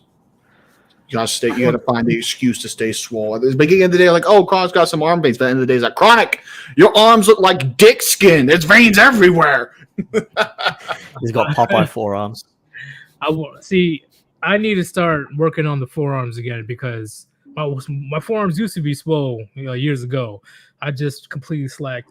The veins are showing on my triceps and stuff around there, but it's barely showing on my forearms. I need to start doing forearms exercises again. But in the end, I work out 4 to 5 times a week, but I don't make the gym a fucking personality. I think that's I feel called out. Stupid. You just attacked me, bitch. No. Like on the crowd, you definitely have a life beyond the gym. But I do. People, I literally get texts and phone calls if I don't go to my workout. I usually go to on the evenings. I got like 3 or 4 gym bros like, bro, where are you? Are you okay? Did you get in a car crash? Yo, you good, man? I literally got a picture of a squat rack, and this guy was like saying next to it, like fake crying. He's just like when UC doesn't show up at his usual time to tell me about the horrors of Western women. I'm like at the squat rack just dropping red pills. I'm like, I was about to say, this is shit. Yeah. No, Hyman. No diamond. Bitches ain't shit.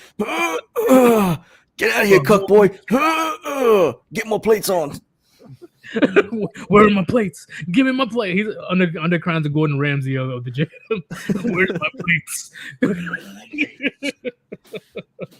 Oh, I can definitely see that. Under Chronic, he has like two extremes.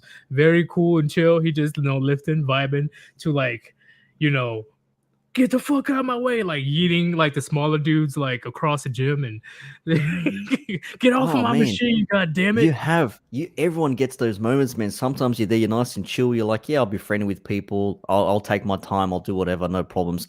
Other times you're just like, I want this machine, get the fuck out of my way, let me do what I want to do, and after I'm done with it, you can do whatever the hell you want, just let me focus. Like, you do have two extremes. You're either very chill or very like super focused, and you just don't want a bar of anyone's time. Well, shit, when somebody's on their phone at the squat rack or whatever, that I'm like, yo, I need taking selfies with that horseshoe pose. That horseshoe pose with the leg up like you're a fucking horse or some shit. Ladies do it all the time, man. I forgot to ask you on that crying. What would you do if a person was at your favorite machine, like a bench or deadlifts or whatever it is, and they're just busy on their phones and taking pictures? What would you do?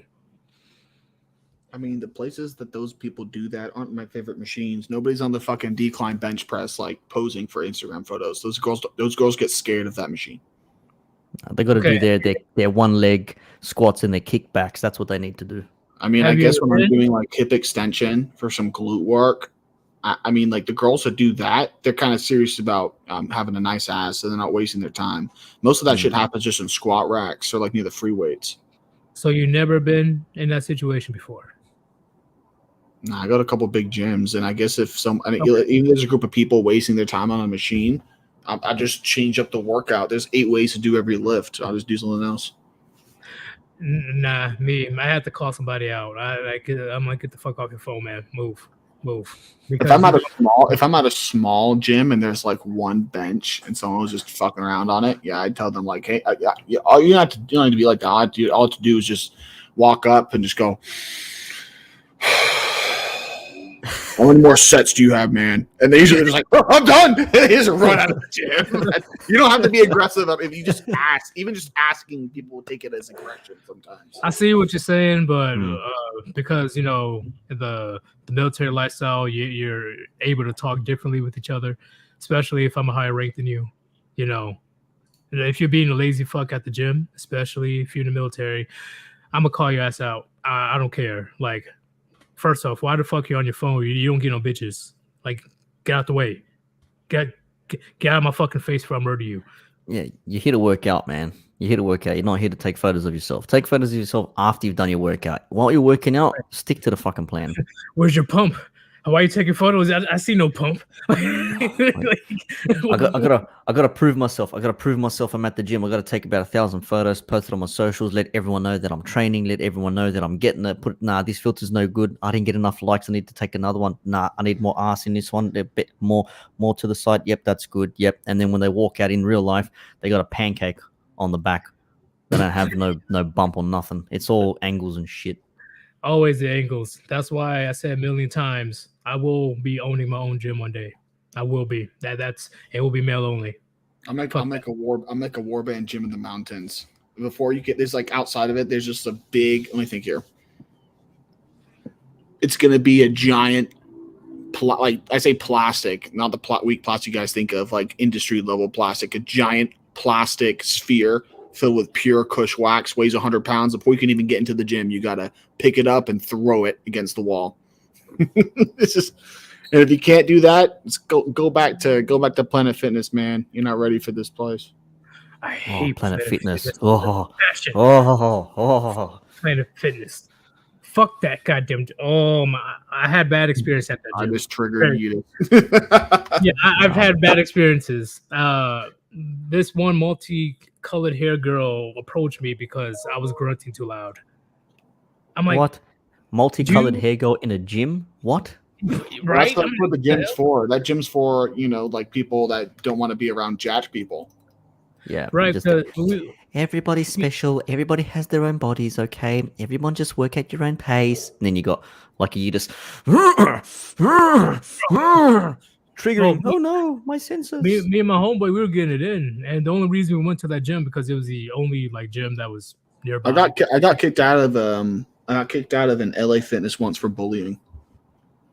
What? What'd you do? So I was bullying my friend. He was like trying to put a 5-pound weight on the bench to increase the weight. And as he put on, I slapped out his hands like, "Get those baby weights out of here, bitch!" And the gym manager was right by me. He was like, "You got to get the fuck out of here!" I'm like, and my friend was like, "No, no." He's like, "No, we don't want this guy in our gym." And so I was a guest. Wow. I was his guest too. And so I like left the gym, and he went to the front, and he was like, I could hear him. He's just like, "I want to cancel my membership because y'all some hoes." I swear to God. Hell no. I'm telling bro, this girl literally made a scene because like she went up to the front. They're like, "This man won't stop grunting when he works out." I'm like, "Do you see how much weight I'm lifting right now? How can I not grunt? What, you want me to hold my breath until I kill Look myself?" at me. Drop the I'm weight? an African rhino. Okay, I gotta clip that. I'm sorry. Yeah, I'm writing that down. I'm sorry. That's a good Don't one. make me horny. Wait. Oh shit! But yeah, all these like employees, was trying to like, hey, you shouldn't be grunting that loud and disturbing other people. I just dropped the weight. I was like, fuck y'all. I just left because on top of that, the alarm that happened before that part, we set off the alarm. So yeah, I was like, you know what? Fuck this place. Yeah. Nixon. Well, you already know Nixon. That there's alarms at Planet Fitness. If you flip too loud, yeah. I'm like, what the fuck? Like this place is ass. That's the inclusion. Gyms for everybody. Everyone welcome. Yeah, everybody welcome. Not everyone's going to train the same way. That's why I got a Anytime Fitness membership because I can literally go to Anytime Fitness anywhere around the city, which suits me just fine. But I also go to this gym closer to me, which is like its own standalone gym. It's not a chain or anything like that, and it is still very old school. They've only just redone the interior by painting it, I think, a couple of weeks ago, just to give it a fresh coat. But this place still has old plate machines, old dumbbells, barbells, and it still gives you that old classic feel of a gym. So I like going there because I feel more at home. Whereas if I go to like at Anytime, the machines, there's not enough, or the fluorescent lighting is too much. It almost seems a bit, well, in a way it is gimmicky, but I just don't feel like I'm actually in a gym working out. I think to myself, like, I have not done anything here. I feel like I've just turned up and just done whatever and then went home. Wait a minute. Did you have iron plates or rubber plates? No, this place still had some iron. They've changed now. I used to work in the gym. Oh, this is going back early 2010s. They still had iron plates in this place, and every time a plate slapped against another one, it just gave you that pumping iron feel. You thought like you had fucking Schwarzenegger in one corner, and then you had Katz in another corner, and then you had his Italian dude in another corner, like old school sort of feel. But everything is rubber plates now. Well, I'm sure Undercurrent can agree. Rubber plates are lighter than iron plates. I don't know. I can just like feel lighter, but they're not lighter. They're just less dense, so they're bigger. So it's easier to balance them. Okay, that makes sense. If you have like if you're doing bench and you're just using iron plates, it's not a lot of area. It's pretty hyper focused. It's going to be easy to if you're not using clips, it'd be kind of tip a little bit. A third of the weight, let's say you do one plate, a third of the weight's going to fall off.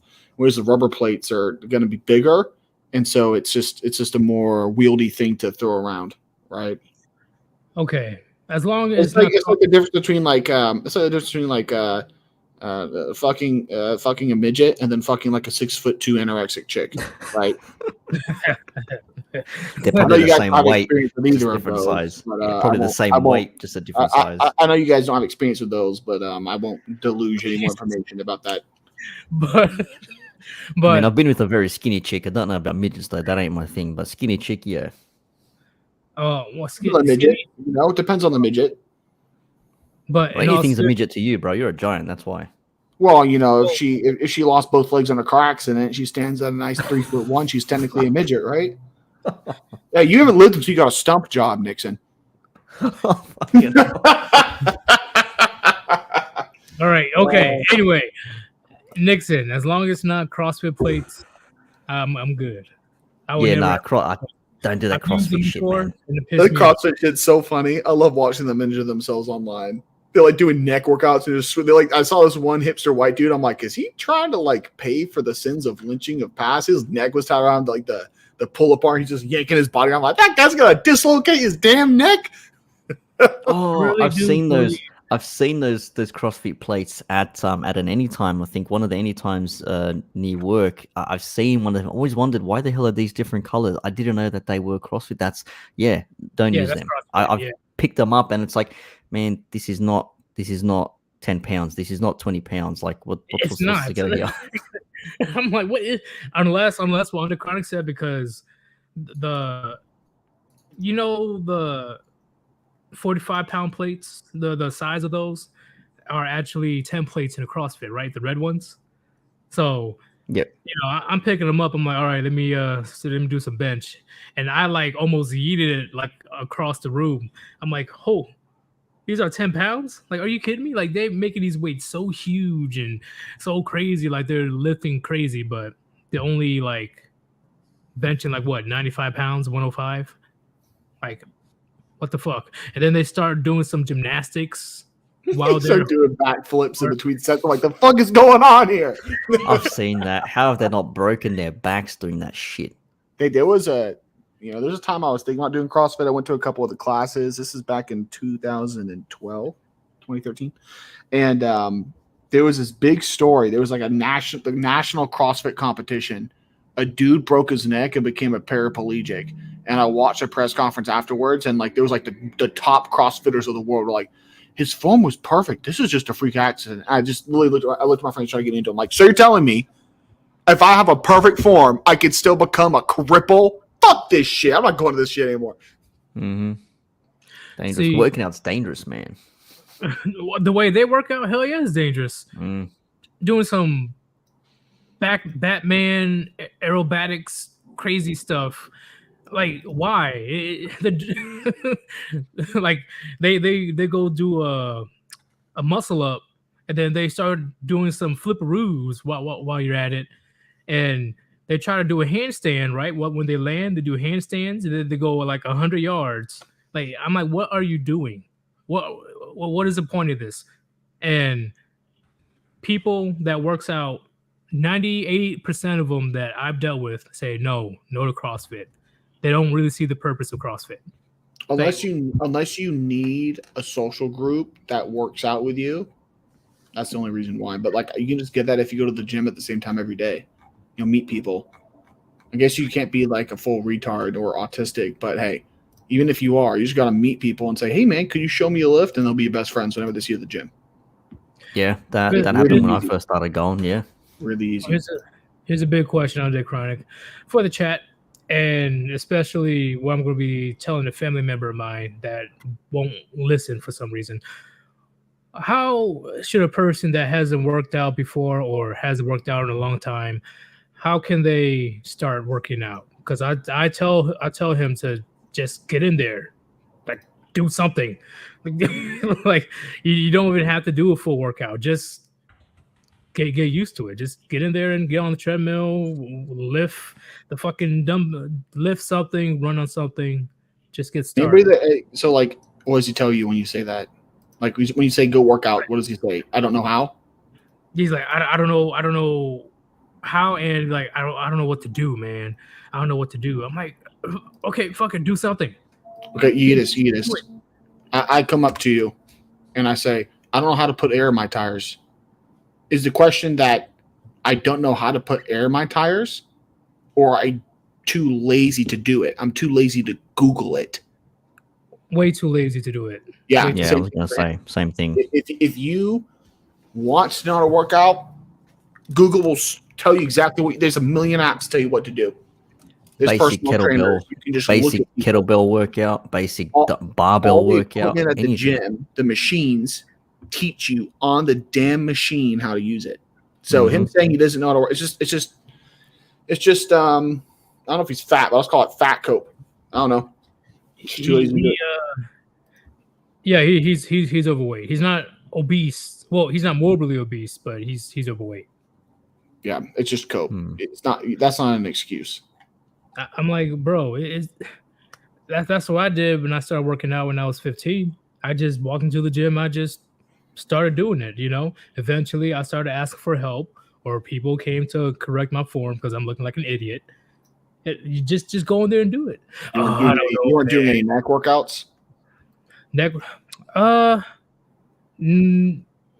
know there was one machine that you put on your head or something. Like you put like a band on your head, and then you move your. Oh, I've seen that. Oh man, I've seen that. Oh man. Yeah, I did that once. That was hard. I didn't want to do it again. I was like, usually shrugs will get most of your neck. Yeah, I thought shrugs are for lats. Not lats. Traps. Neck. Your traps go all the way up to your mid neck. Yep. Oh, okay. I've done traps right now. Haven't you done a shrug and seen your neck just like bulge out, man? Yeah. Yeah, that's the same sort of deal. I guess if you want to work out the muscles, like the occipital muscles, but like, why do you need to work that out?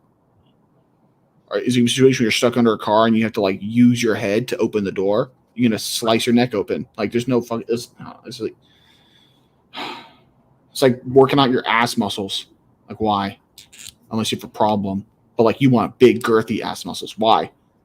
To stop. Okay, I could think of one reason why you want an extremely strong external anal sphincter. Can you guess it, Nixon? What's that? You mess with the wrong chick and you got falsely accused. You're gonna spend the next 10 years next to Tyrone. No. You're gonna need to tighten up that rear end of yours, man. Can't have a loosey one around there, bro. No way.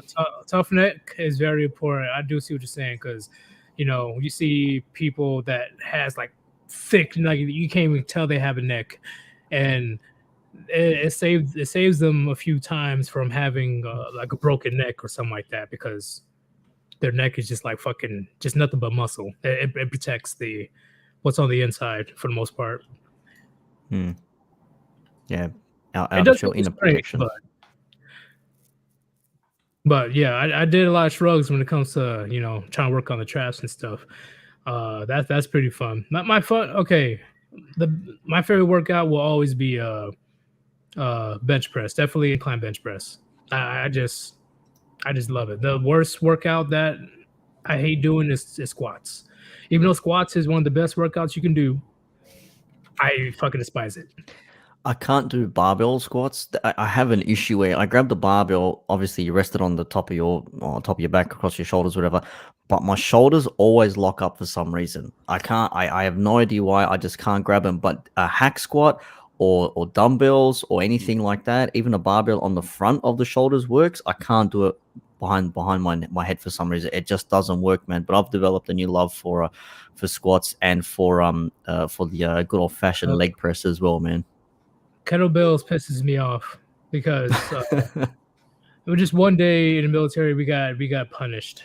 Not like punished, but during our physical exercise, we went to the gym to do kettlebells, and the person that was in charge showed no mercy.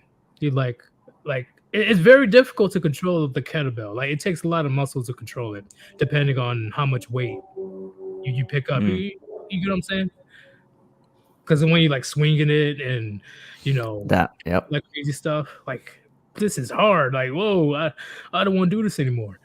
Pick it up, or you're gonna do it for another hour. Oh fuck! Like, get the ropes and start doing those I don't know what they are. The movements you do with the ropes. You just start like arms up and down, like the shoulder workout. It gets your back into it. Everything like that shit's brutal, man. I've seen people do that in circuit work. They grab the long ropes and they just start swinging them up and down. That's brutal. Oh, it's great. That's what my friends call going ape mode. Well, on the crack, I'm sure there's an exercise that you're like, I don't want to do it, but I have to. Let me think.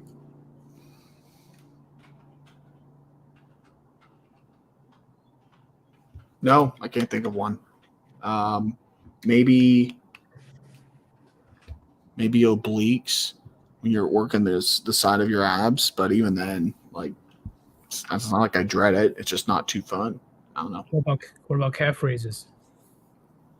I got the calves of Achilles. So I'm fine with calf raises. I do those at the leg press. Yeah, I do them too. So what about the stairs or Jacob's ladder? I'm not doing cardio, Stairmaster. He's on the Stairmaster. Why the fuck would I do cardio? One time I do cardio is there's some really thick bitches in the front. I'm trying to do a cool down, but I end up just getting heated up. Well, I'm sure that you never have to do cardio. Yeah, I understand. I'm just saying. I'll do cardio if I'm doing a sport or I'm getting ready to go on some hiking. Like, I'll do some cardio, but if you're trying to lose weight, lifting weights is better than cardio.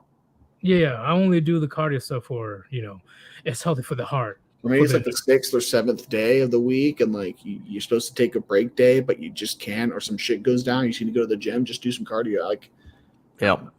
I've done that plenty of times. Hold up, let me think. Normally, when I do my cardio, it's when I'm catching up. No shit. I know word of a lie. When I do my cardio, I'm either watching a live Undead stream on a weekend about this time, or I'm going to be watching a replay late at night from what I missed out earlier on in the day. And thank fuck I do it on the treadmill because I'd fucking kill myself lifting weights. I got something. Yeah, back in 14, I do cardio listening to people's podcasts. But go on. Planks. Planks? Planks. Oh, planks are fun. Dude, I don't do planks. I do ab wheels. That's how you slow down time. Do a plank. No. I don't do planks anymore. I used to do it before. It definitely helps with the abs. So believe me. Ab wheels are the. I'm an ab wheel supremacist. No, I do one set of 10 and I'm done. I'm no. With the ab wheel. No, you got to do 10 sets of 20, bro, and then you won't be able to get up from your bed the next day. Fuck that. You fellas know what TRX cables are? You've seen those TRX cables? Yeah, I had a teacher get into those and take out one of his eyes in high school. Oh, damn. Anyways, what you do with the TRX, just Google it, Yeetus, TRX cable, and you normally see them on this massive like jungle gym type of apparatus at the gym. But what I found is, yeah, you've seen them before. What I found is you make them as low as they can go, or just maybe a foot above off the ground, and then you put your feet in between the handle area, and then you sit in a plank position, and then you just tuck your knees in towards your chest and extend again, sort of like a plank / crunch. Man, you do 10 of those, like 3 or 4 sets, your upper body, your core is absolutely fried. I just use those cables to trip hot gym trainer bunnies, then I catch them before they hit the ground. I'm like, wow, you should watch out where you're going. Oh, man, I've seen people almost knock themselves out from these things. They walk into them, they fall all over them. They're normally still tied to the front, to the actual. I was getting done with a workout in a pretty big gym, and I was on one side of the gym, and I heard someone just scream. Like, I just knew they broke a bone, and everybody's like running over there, and I was like, nope, don't want to see that. Just left, cut the lift early by like 10 minutes. So like, nope, don't want to see that shit. I can't see that shit either. I saw somebody personally break 2 of their fingers at the gym. Doing what? How do you break a finger? Cause drop a weight on it. Well, a little bit. Chat. This is why we always say never drop your weights or slam your weights. After he was done doing his overhead shoulder press with the dumbbells, he was doing some heavy weight. He pretty much dropped or slammed it, but powerful enough where the weight came back up. And I'm a big boy. Yeah, and literally crushed 2 of his fingers. It was gnarly. I saw one. His middle finger bone was sticking out. I was like, oh my God. Damn. That is gnarly. I was like, yo. There's rules for a reason, gentlemen. Whether it's at the gym or you're working out at home, okay? There's reasons why we say don't slam your weights or your dumbbells. Because I'm telling you, it's going to hurt. Especially on rubber floor as well. Every gym's got like a rubber mat now, so that shit can be bouncy. That could come back or bounce up and then fall back down on your foot or something, fracture a toe. Who the hell knows, man?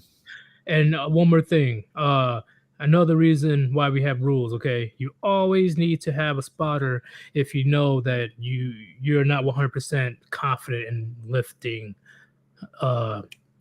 bench press, because I saw one lady, she almost crushed her neck.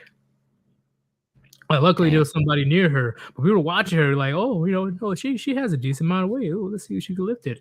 She picked it up and literally whoosh, I thought it was gonna go straight through her neck. I had a heart attack. I had a heart attack, but luckily, you know how I do when that shit goes down? What's up? Hit record on my Snapchat. God. It's just gonna be hilarious.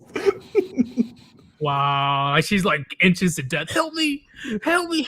I'm like, look at those veins. She got about 3 seconds though. She don't wake up again. Look at that pump she's getting. Like, you look to the left. I want to put this filter on you. She's suffocating. Help her! Nah, she has a pump. Let her get her pump. Equal rights, man. Someone tries to help her. I slap his hand away. How dare you get in the way of gains? I'm sorry, Lord Kush. It's like that scene from, was it? Is it Rocky 2? If he dies, he dies. Yeah. Was it 4 or 3? Yeah. Imagine the last thing. And imagine the last thing that you will ever hear and see is a bunch of men around you like, lift the weight, lift it, you pussy. And you're just struggling like, help me. Where's my spotter? Like, everybody, lift it, you pussy, lift the weight. Something you see would do. It'd be great. It'd be glorious. It'd be put more weight, put more plates on the bench press if I pass away that way. Like, Yeah. We'll put Manic's preserved skeleton with 300 pounds of the bench press in a glass case. Bro, that should.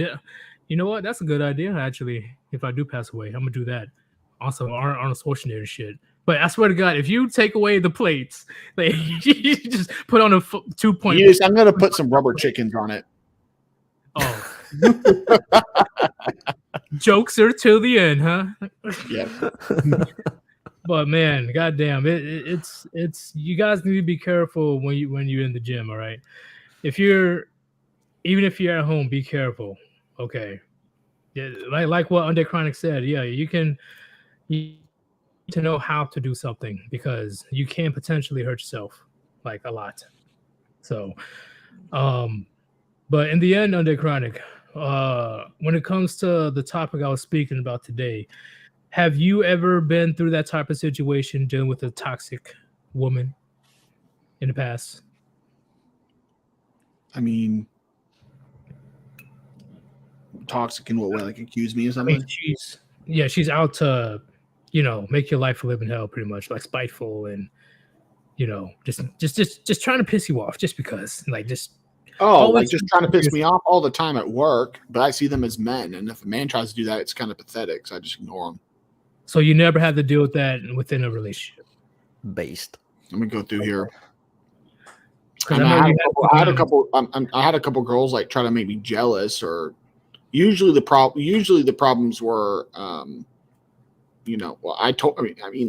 they're just crazy. I dated a lot of crazy people. Like, oh, that girl's crazy. No, I dated a girl who wanted me to have a 3-way with her 16-year-old sister when I was 20. Damn. Yeah, so like I wouldn't say like toxic like that, but definitely toxic. It's like the difference between like a cobra venom and getting ashes splashed in your face. It's both toxic, but a little bit different.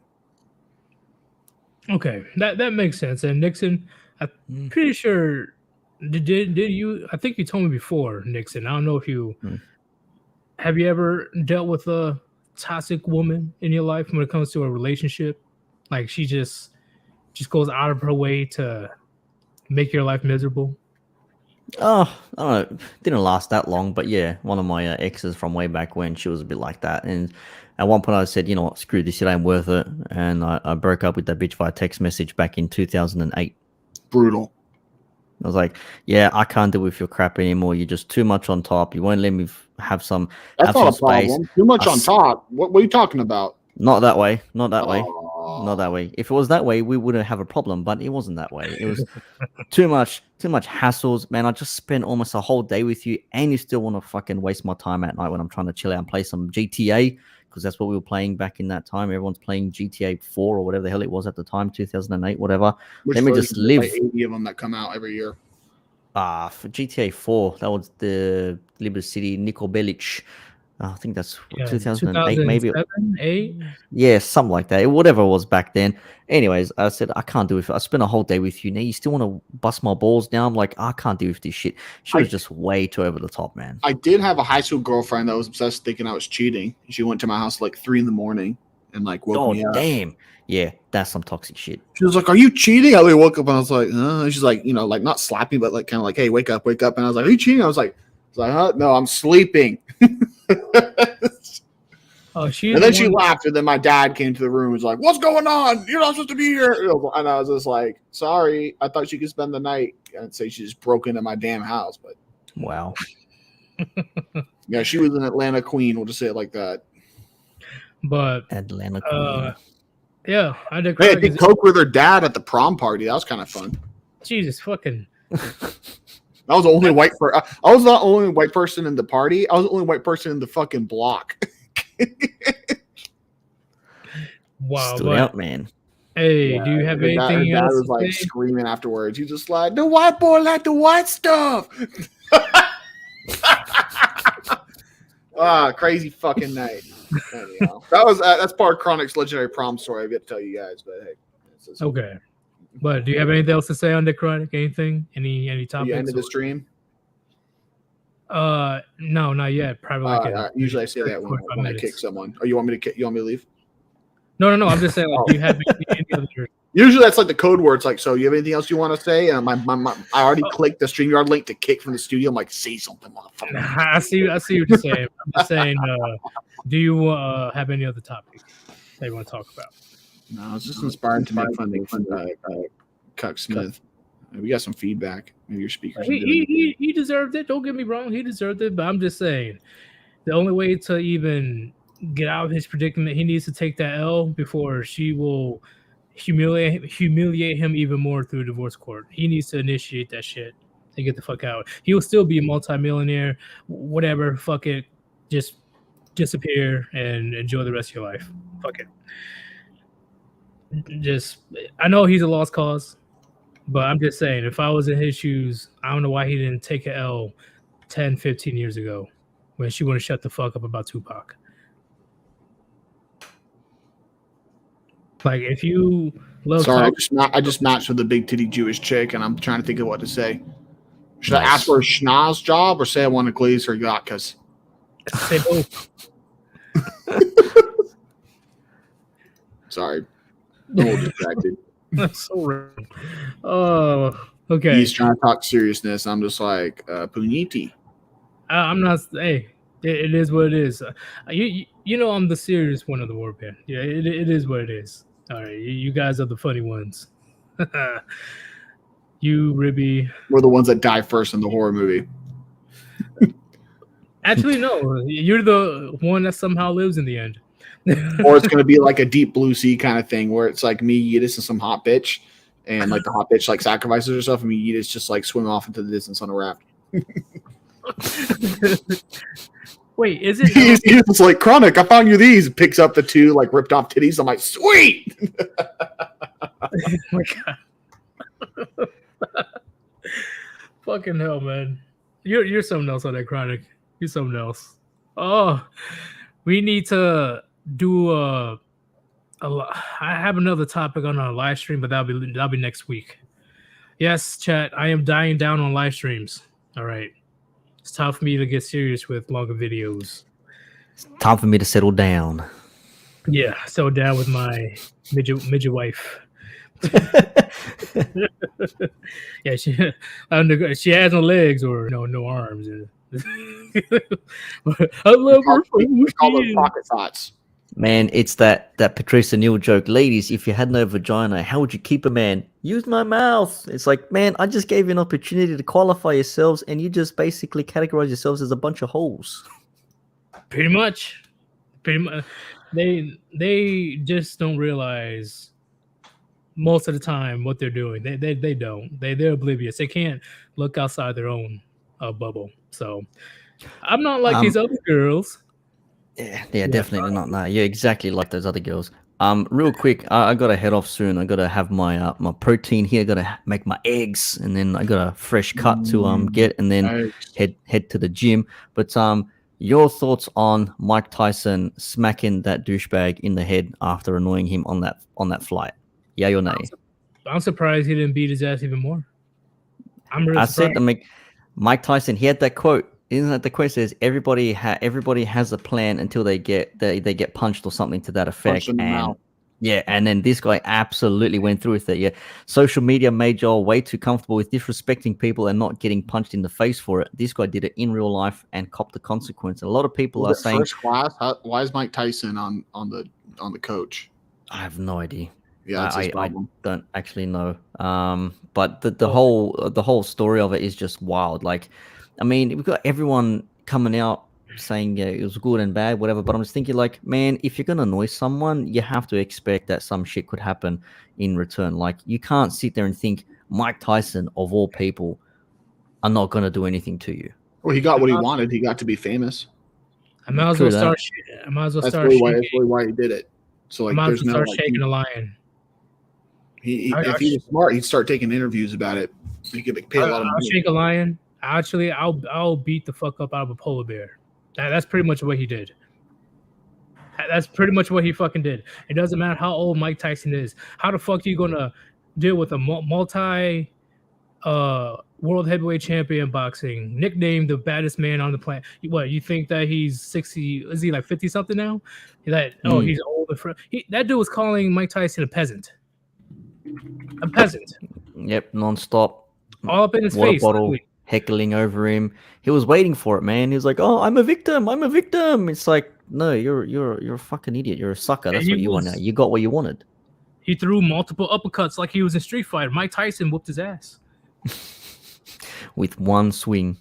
I don't know how bloody. Like, he has some blood on him, like some cuts. I think the victim. But I'm like, what do you expect?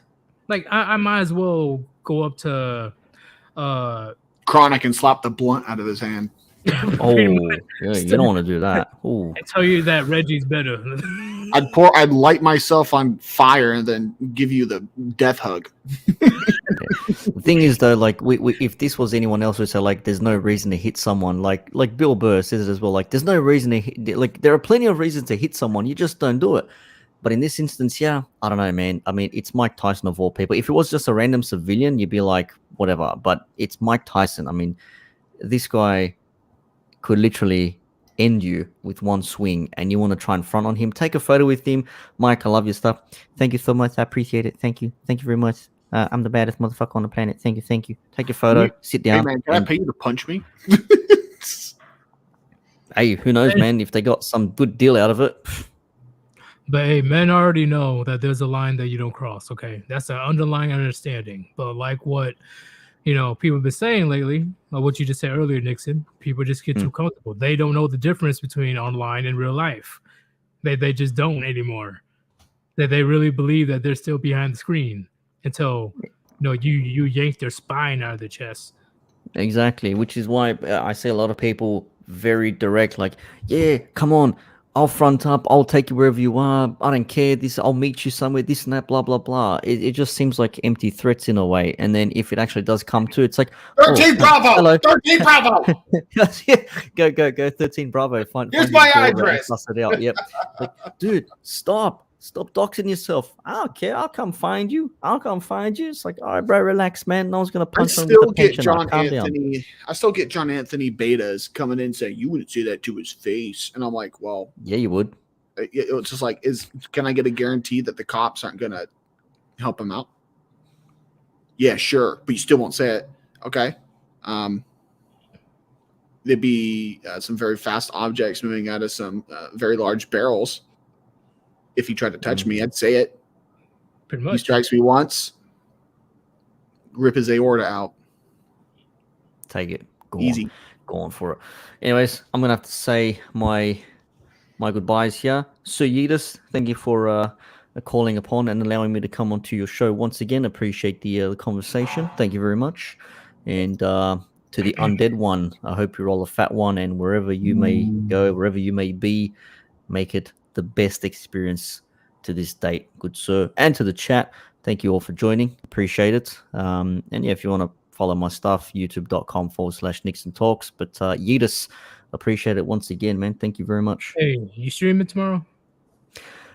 I don't know yet. Probably not. I will be available about this time in the morning till around about maybe 30 minutes, an hour from now. That's when I'll be free. So if you do have something else on, I'll be more than happy to come along and have another chat. All right, too easy, man.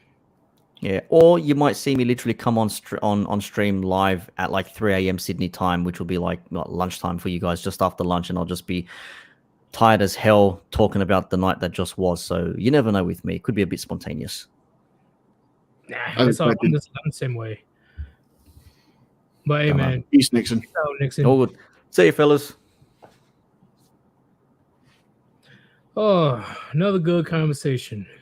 It derailed so fast, but great conversation. That's what I do. I bomb the train tracks. Yeah.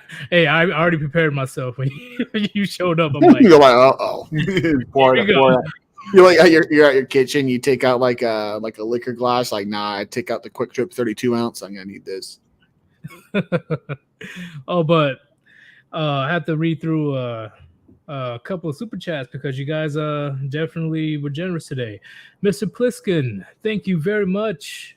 Thank you very much for the $40 donation. Okay, you're a very generous dude. You like to donate a lot. You're probably a millionaire. And there was one other person. 1 second. Do. Can't really say your name, but Must be a funny name. TS. Fuck Haley. Come on, load, god damn it. All the me sacks are the same. I have my dolls. Whoa, okay. Hey, do what you gotta do, man. Do what you gotta do. Because, like I said, at this point, it's getting dangerous out there to even interact. Maybe I'll stream tonight. I just found a hilarious article. Oh, Dear Mary, my son cut me off completely after I convinced his girlfriend that she was trans.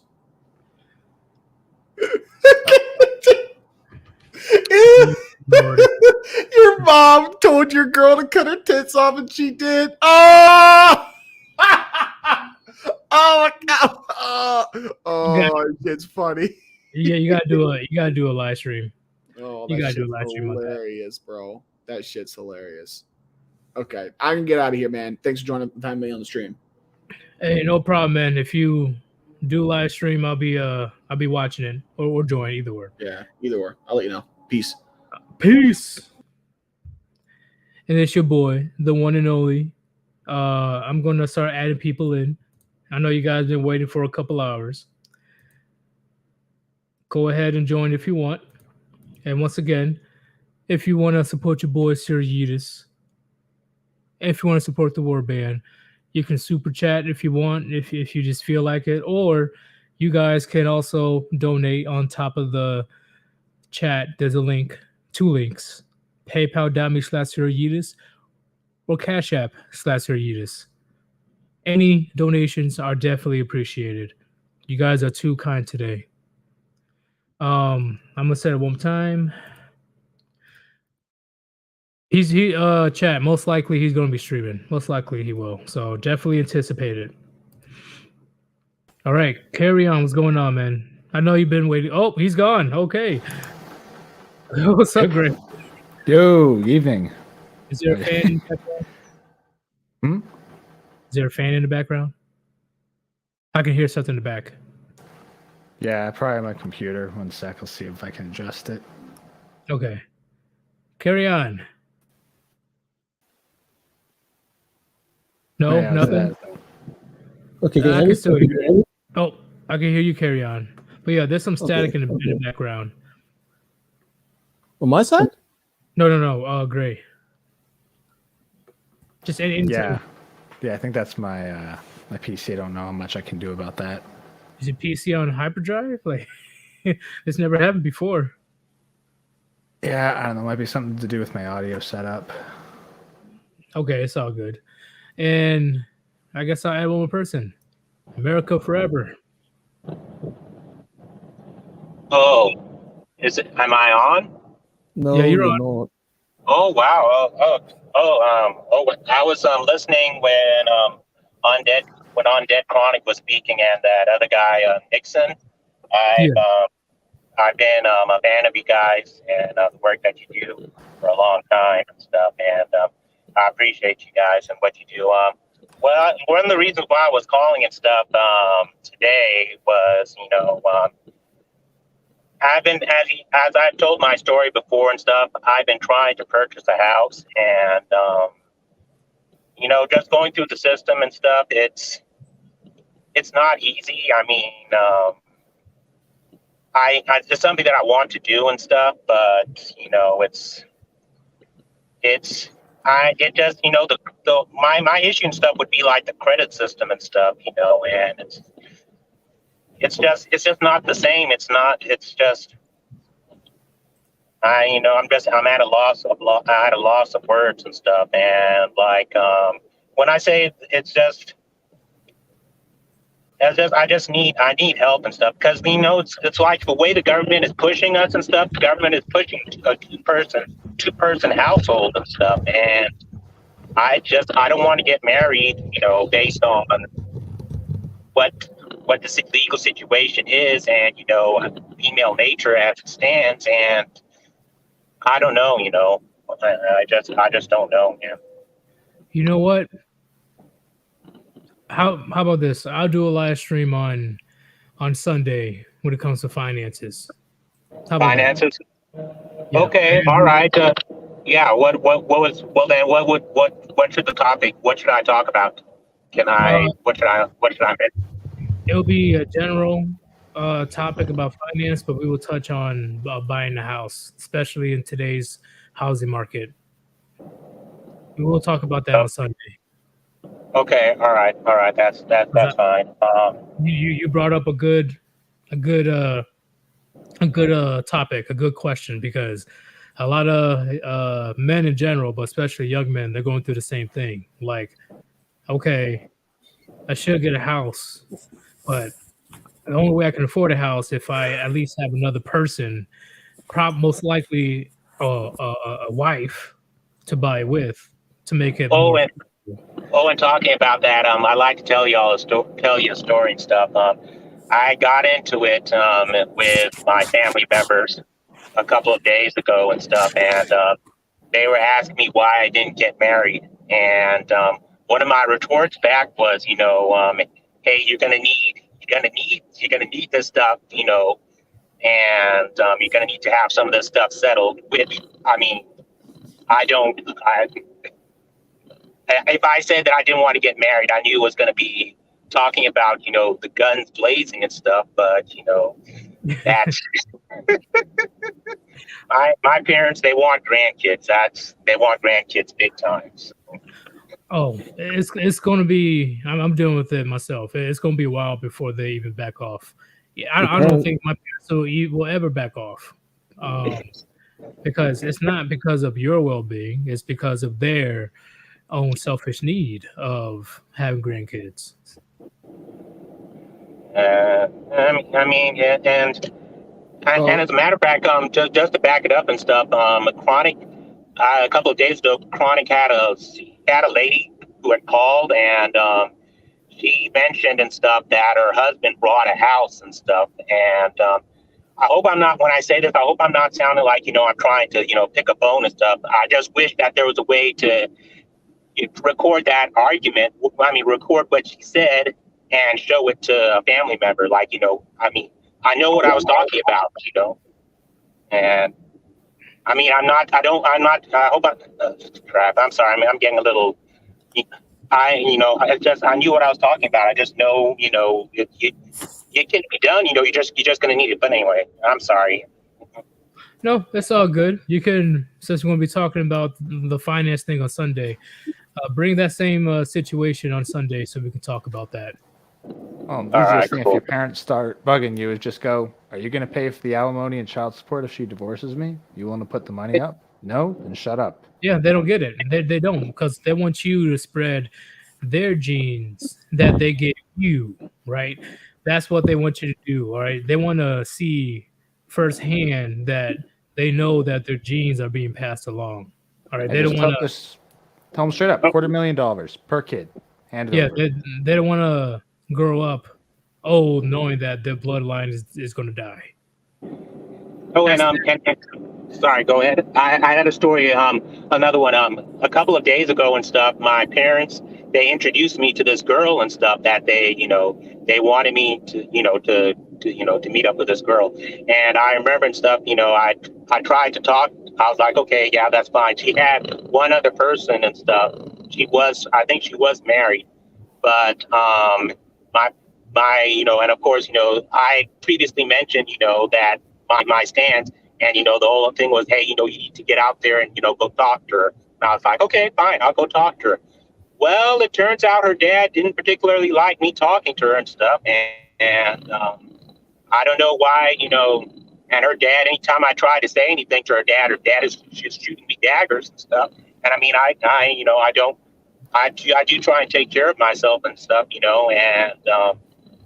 I was just, I was like saying, hey, okay, you want me to go out there and do this, but I was like, there's other things that would be involved and stuff in this. And, one of the things is I would have to talk to her dad. And my dad was like, well, you don't need to be doing that. I was like, hey, it's what, but yeah. I definitely understand, man. It's just going to take them. They probably will never understand, but it may take them a while to realize that the dating game has changed forever. Okay, never in the history of humanity that we had to deal with a situation like this. This is a new, completely different dating market than what they were used to and taught. So there's the way that how men and women operate when it comes to relationships, your parents cannot comprehend. No person that's older and married can comprehend what's happening right now. No, unless they're actually looking around what's happening. And it seems like your parents are just in their little fantasy world that they left. So yeah, makes sense that they wouldn't really know what's happening. I'm sorry, my volume is kind of low. Oh crap! I can't turn my volume up anymore. It's all good, man. Hey, it was a good conversation, and definitely tune in on Sunday for I will do. Yeah, the finest stream. All right, I appreciate you, man. All right, man. Peace out, Puniti. Yeah, Puniti. That was an interesting conversation. Yeah. See, I guess I'm lucky. I'm pretty young still, so my parents are on my kids like, oh, you need to have children. I'm like, my mom already has a grandchild. So it's like, she don't care about size then. It's like, yeah, I already told her I don't want to get married. So it's like, don't really matter in my case. Definitely. But hey, you've been waiting for a minute, carry on. Yeah, I've been waiting for a long ass time. I just didn't want to add too many people. It will just get freaking nuts. I ain't crazy. No, but actually, let me just limit it to 4, especially when Under Chronic is in, because he loves his stories and jokes. All right, and I don't even try when Chronic's on. Yeah, no. But in all seriousness, what is your say in the topic today? Like, in any type of abuse situation, be it sexual, physical, emotional, whatever type of abuse, and no one will believe it, man. And if like you can tell people, and then after they start laughing, like, oh, it's a joke. It's not supposed to be taken like that. She was just playing around. She didn't mean it that much. Oh, she just hit you softly. It wasn't really anything big. Oh, you're a guy. It shouldn't really hurt you that much. It's like those are the excuses that they give for the shit. It's like, but if I was a woman and this happened to me and there was a guy that was doing this stuff, it'd be like the worst thing that happened. Doomsday. Oh no, God's coming and all that crap. It's like, really? So I'm allowed to be emotionally, physically, and sexually abused by someone, but it's okay because of their gender or sex. which one bullshit people are using these days. But yeah. All right.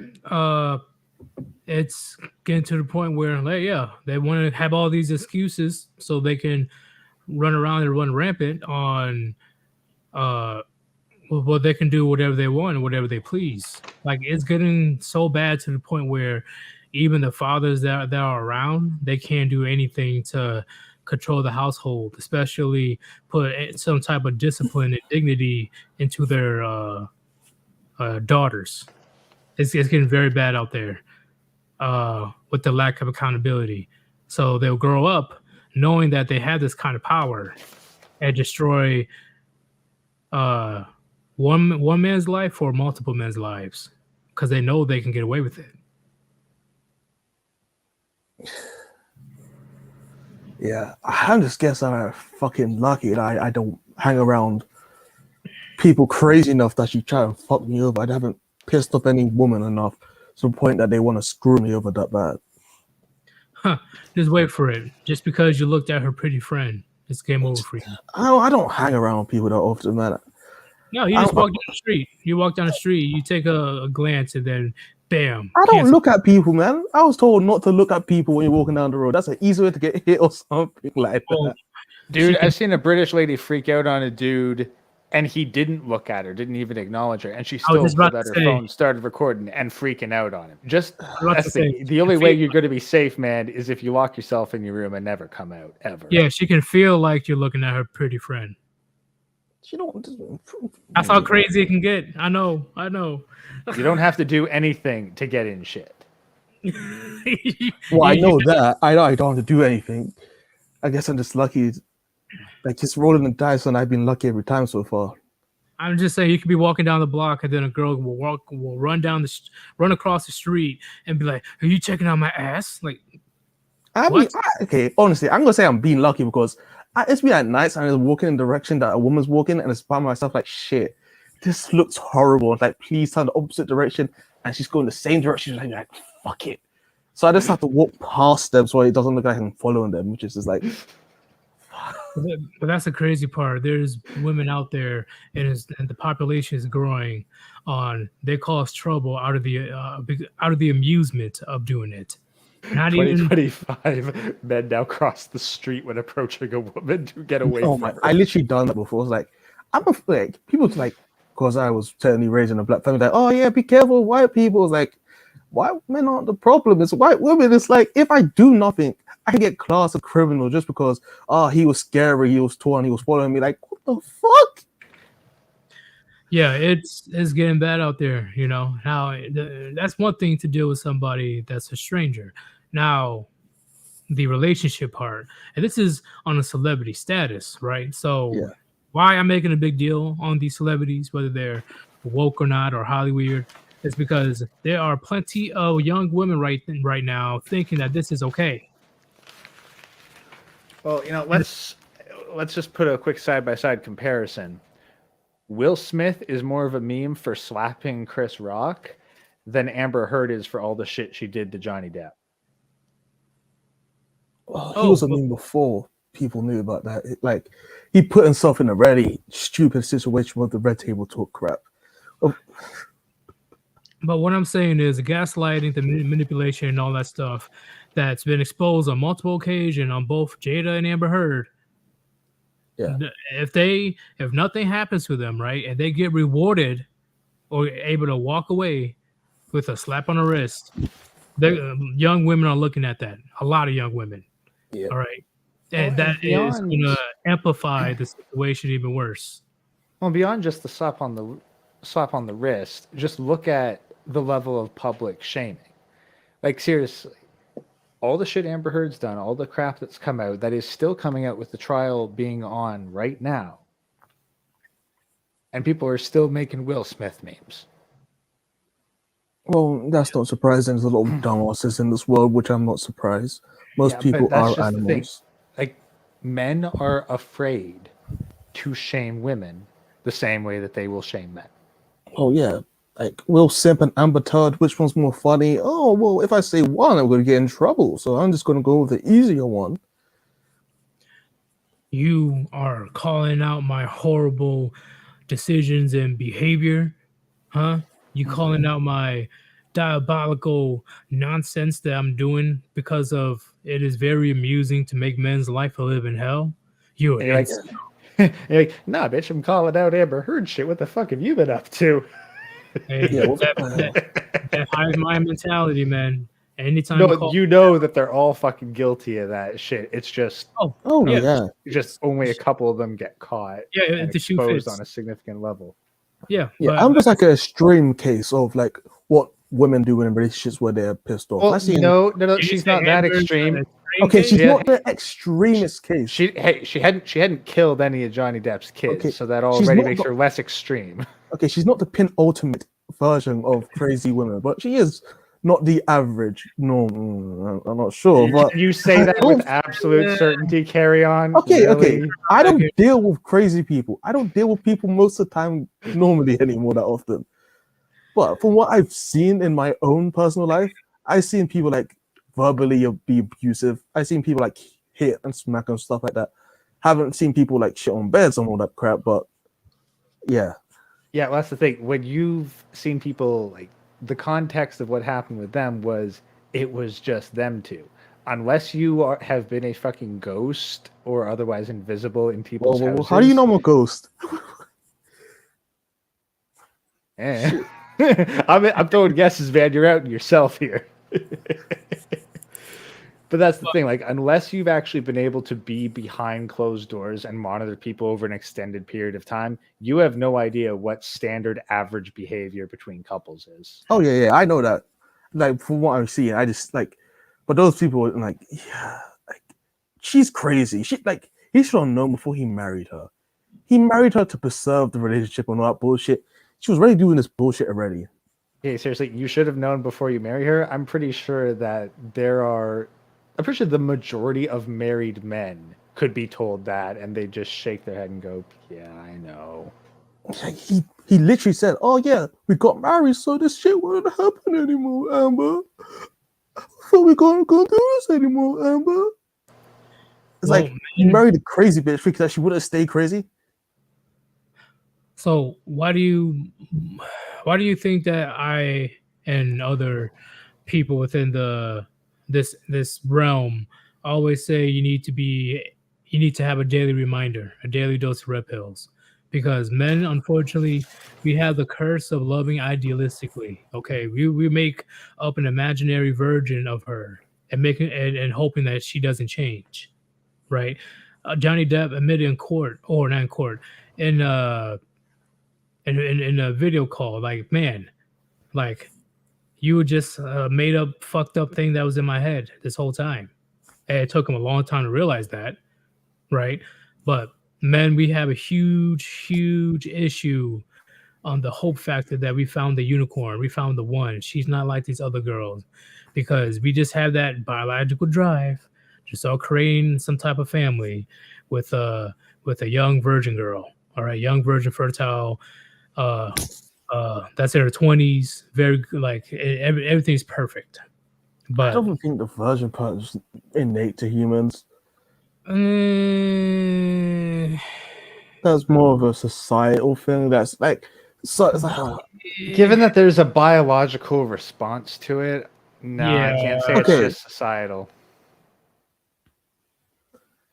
Yes, it can be a bit of both, all right, but originally it is biological.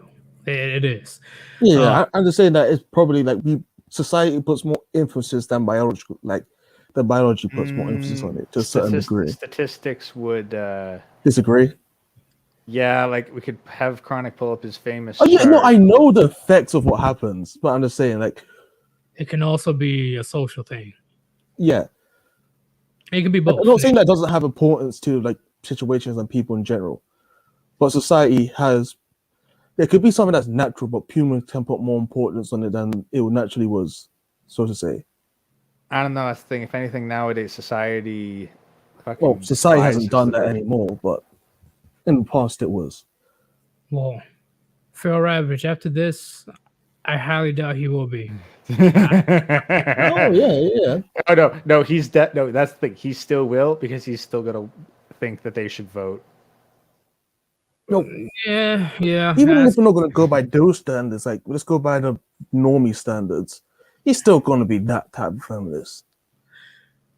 Maybe just not as hardcore as he was before. He's not going to be believable women, but he's definitely going to be like all the other stuff like abortions. He's in California, bro. Well, that's what I'm saying. He dealt with the worse than normal manipulative gaslighting chick that clearly cut off his fucking finger. You know, he's definitely going to have a different outlook on dealing with these type of dealing with women in general. All right, the fact that she was what I'm saying is the fact that she was sweet and nice at first, then that's the thing. I don't have. Go ahead, continue.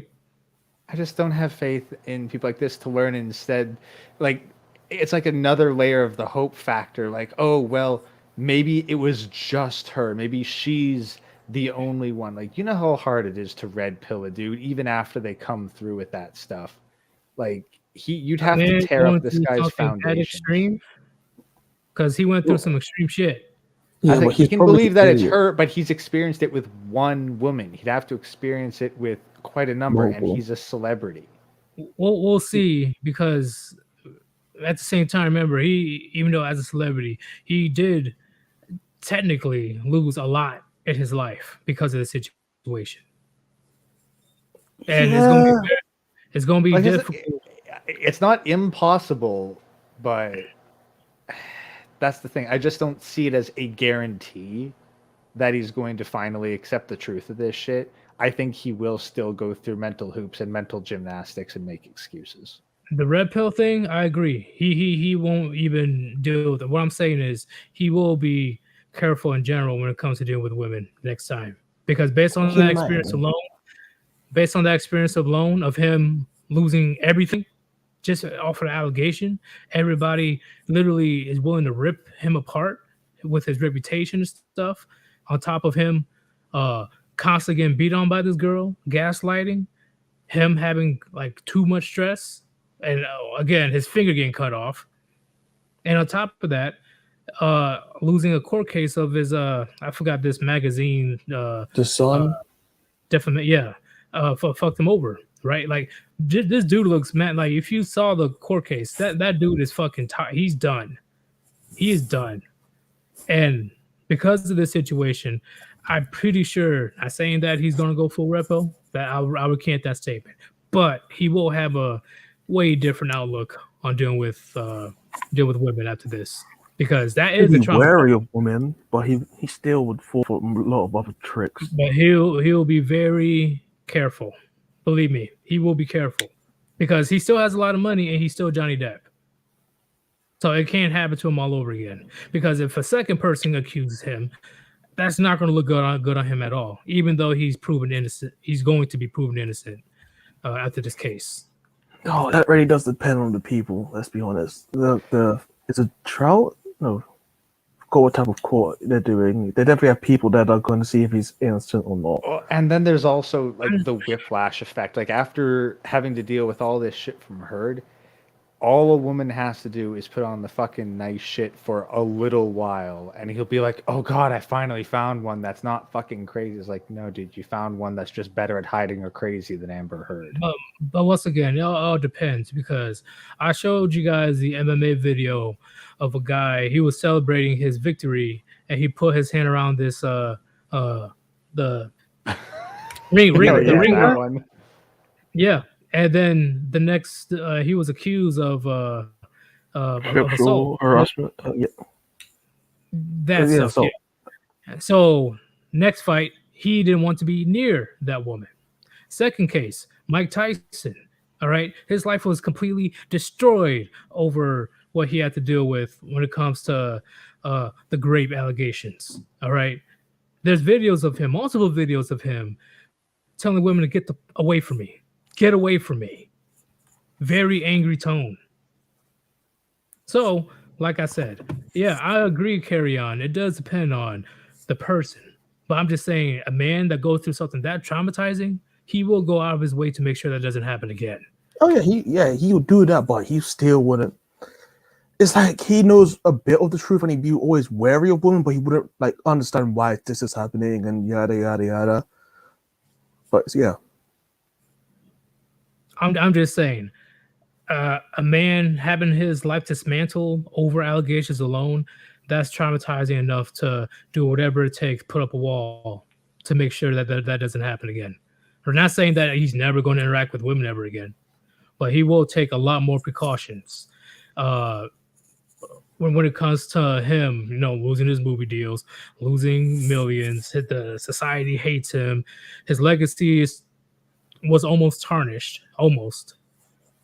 I'm just saying, it's one thing if you're an average man, right? But a celebrity doing a free fall down from grace with no parachute, that's even more traumatizing, in my opinion.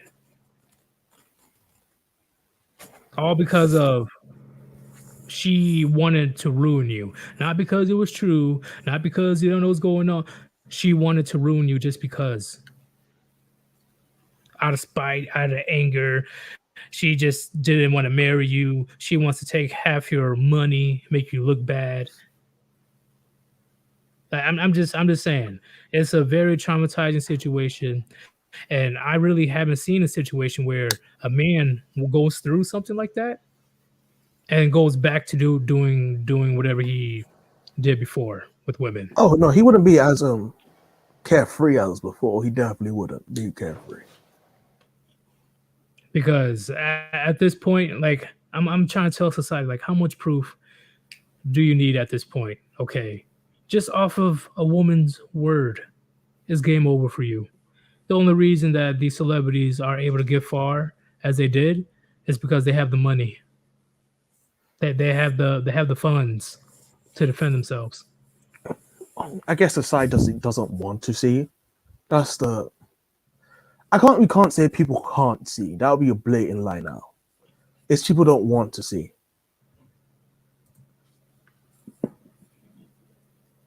That is true. But you guys do see where I'm coming from when it comes to that, right? I'm not saying he's going to be completely red pill, but he's definitely going to change how he interacts with women. Yeah, and I understand. I do see where you're coming from. I just feel it's optimistic, and that I don't know. Like I think it's not impossible, but I also feel that Johnny Depp, like, he's not hard enough. I see what you're saying.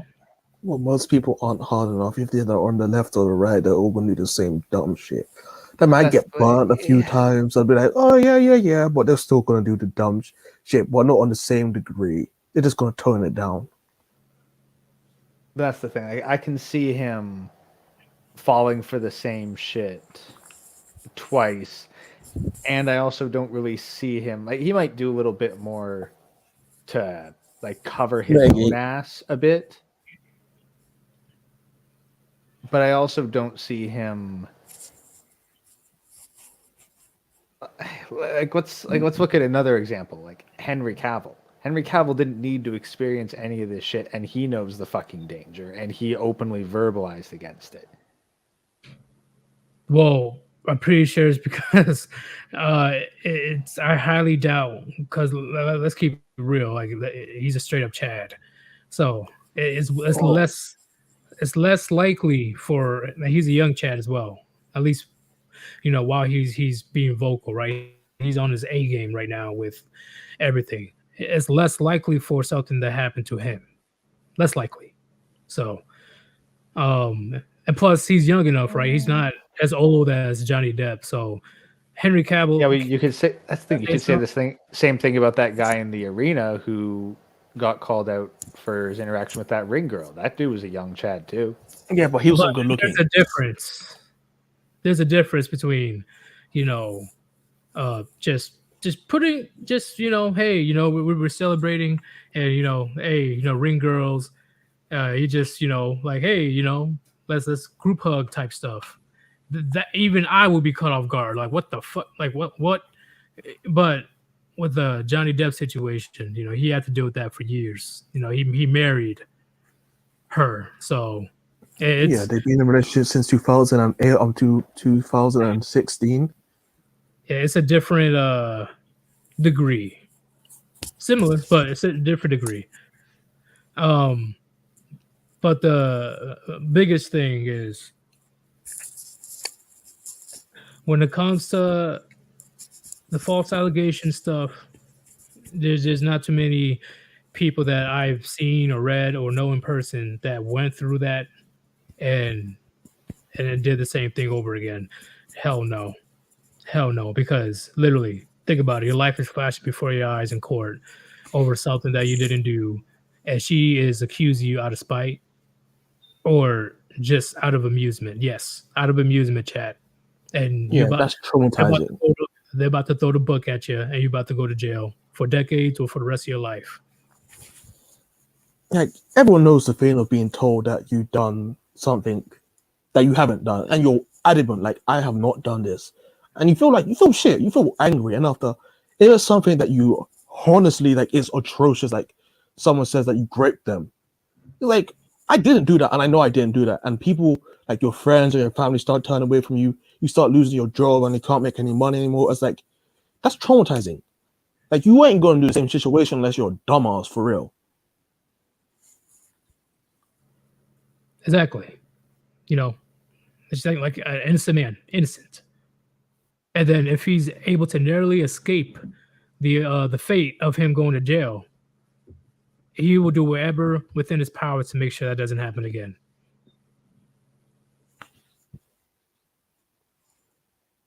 Like, that is borderline PTSD type shit. Yeah, and like these guys are like the top males, let's just say, the top men. They have money, they have influence, they have people that are back with them. Even if they did it, like, we wouldn't know. Let's just say that the possibility of them did do this. People still want to swing for them because of their name and notoriety and all that shit. But with the average guy, like, they don't have this like inbuilt bias in them. It's like, oh, he's just a guy. We don't know anything about him. He could have done this, and there's a higher chance because he's a guy, and she's an innocent girl. She wouldn't lie about this serious topic that affects so many other women, would she? And it's like, yeah, that's just like you're fighting the whole premise of the whole society. You're fighting a whole culture that's built around protecting the weakest links, be it women and children. Yeah, that's really hard. And also giving them all the power. Oh, Yeah. you didn't know about the CPS? Oh, your Child Protective Services, where children can literally make something up on their parents. Oh yeah, I know about that. Yeah, you know, and now it's got to the point where, yeah, a kid can say literally some crazy stuff, and CPS is eager to take that kid out of the house, just out of spite, you know. Yeah, like, tell your children not to do something, they get upset. It's like, oh, I'm going to tell them. It's like, kid gets taken away, the dad probably goes to prison, something. It's like, yeah, it is insane stuff. But I am about to head out right now because I am going to be drinking some protein shake and going on a run. So I need to start getting my cardio back up. That gym talk that we had earlier makes me want to work out. So, anything else to say to the Warband Carry On? no, I have everything I have to say on this topic for now. Okay, great. What about you? I guess final thought is, gentlemen, you know this stuff is true.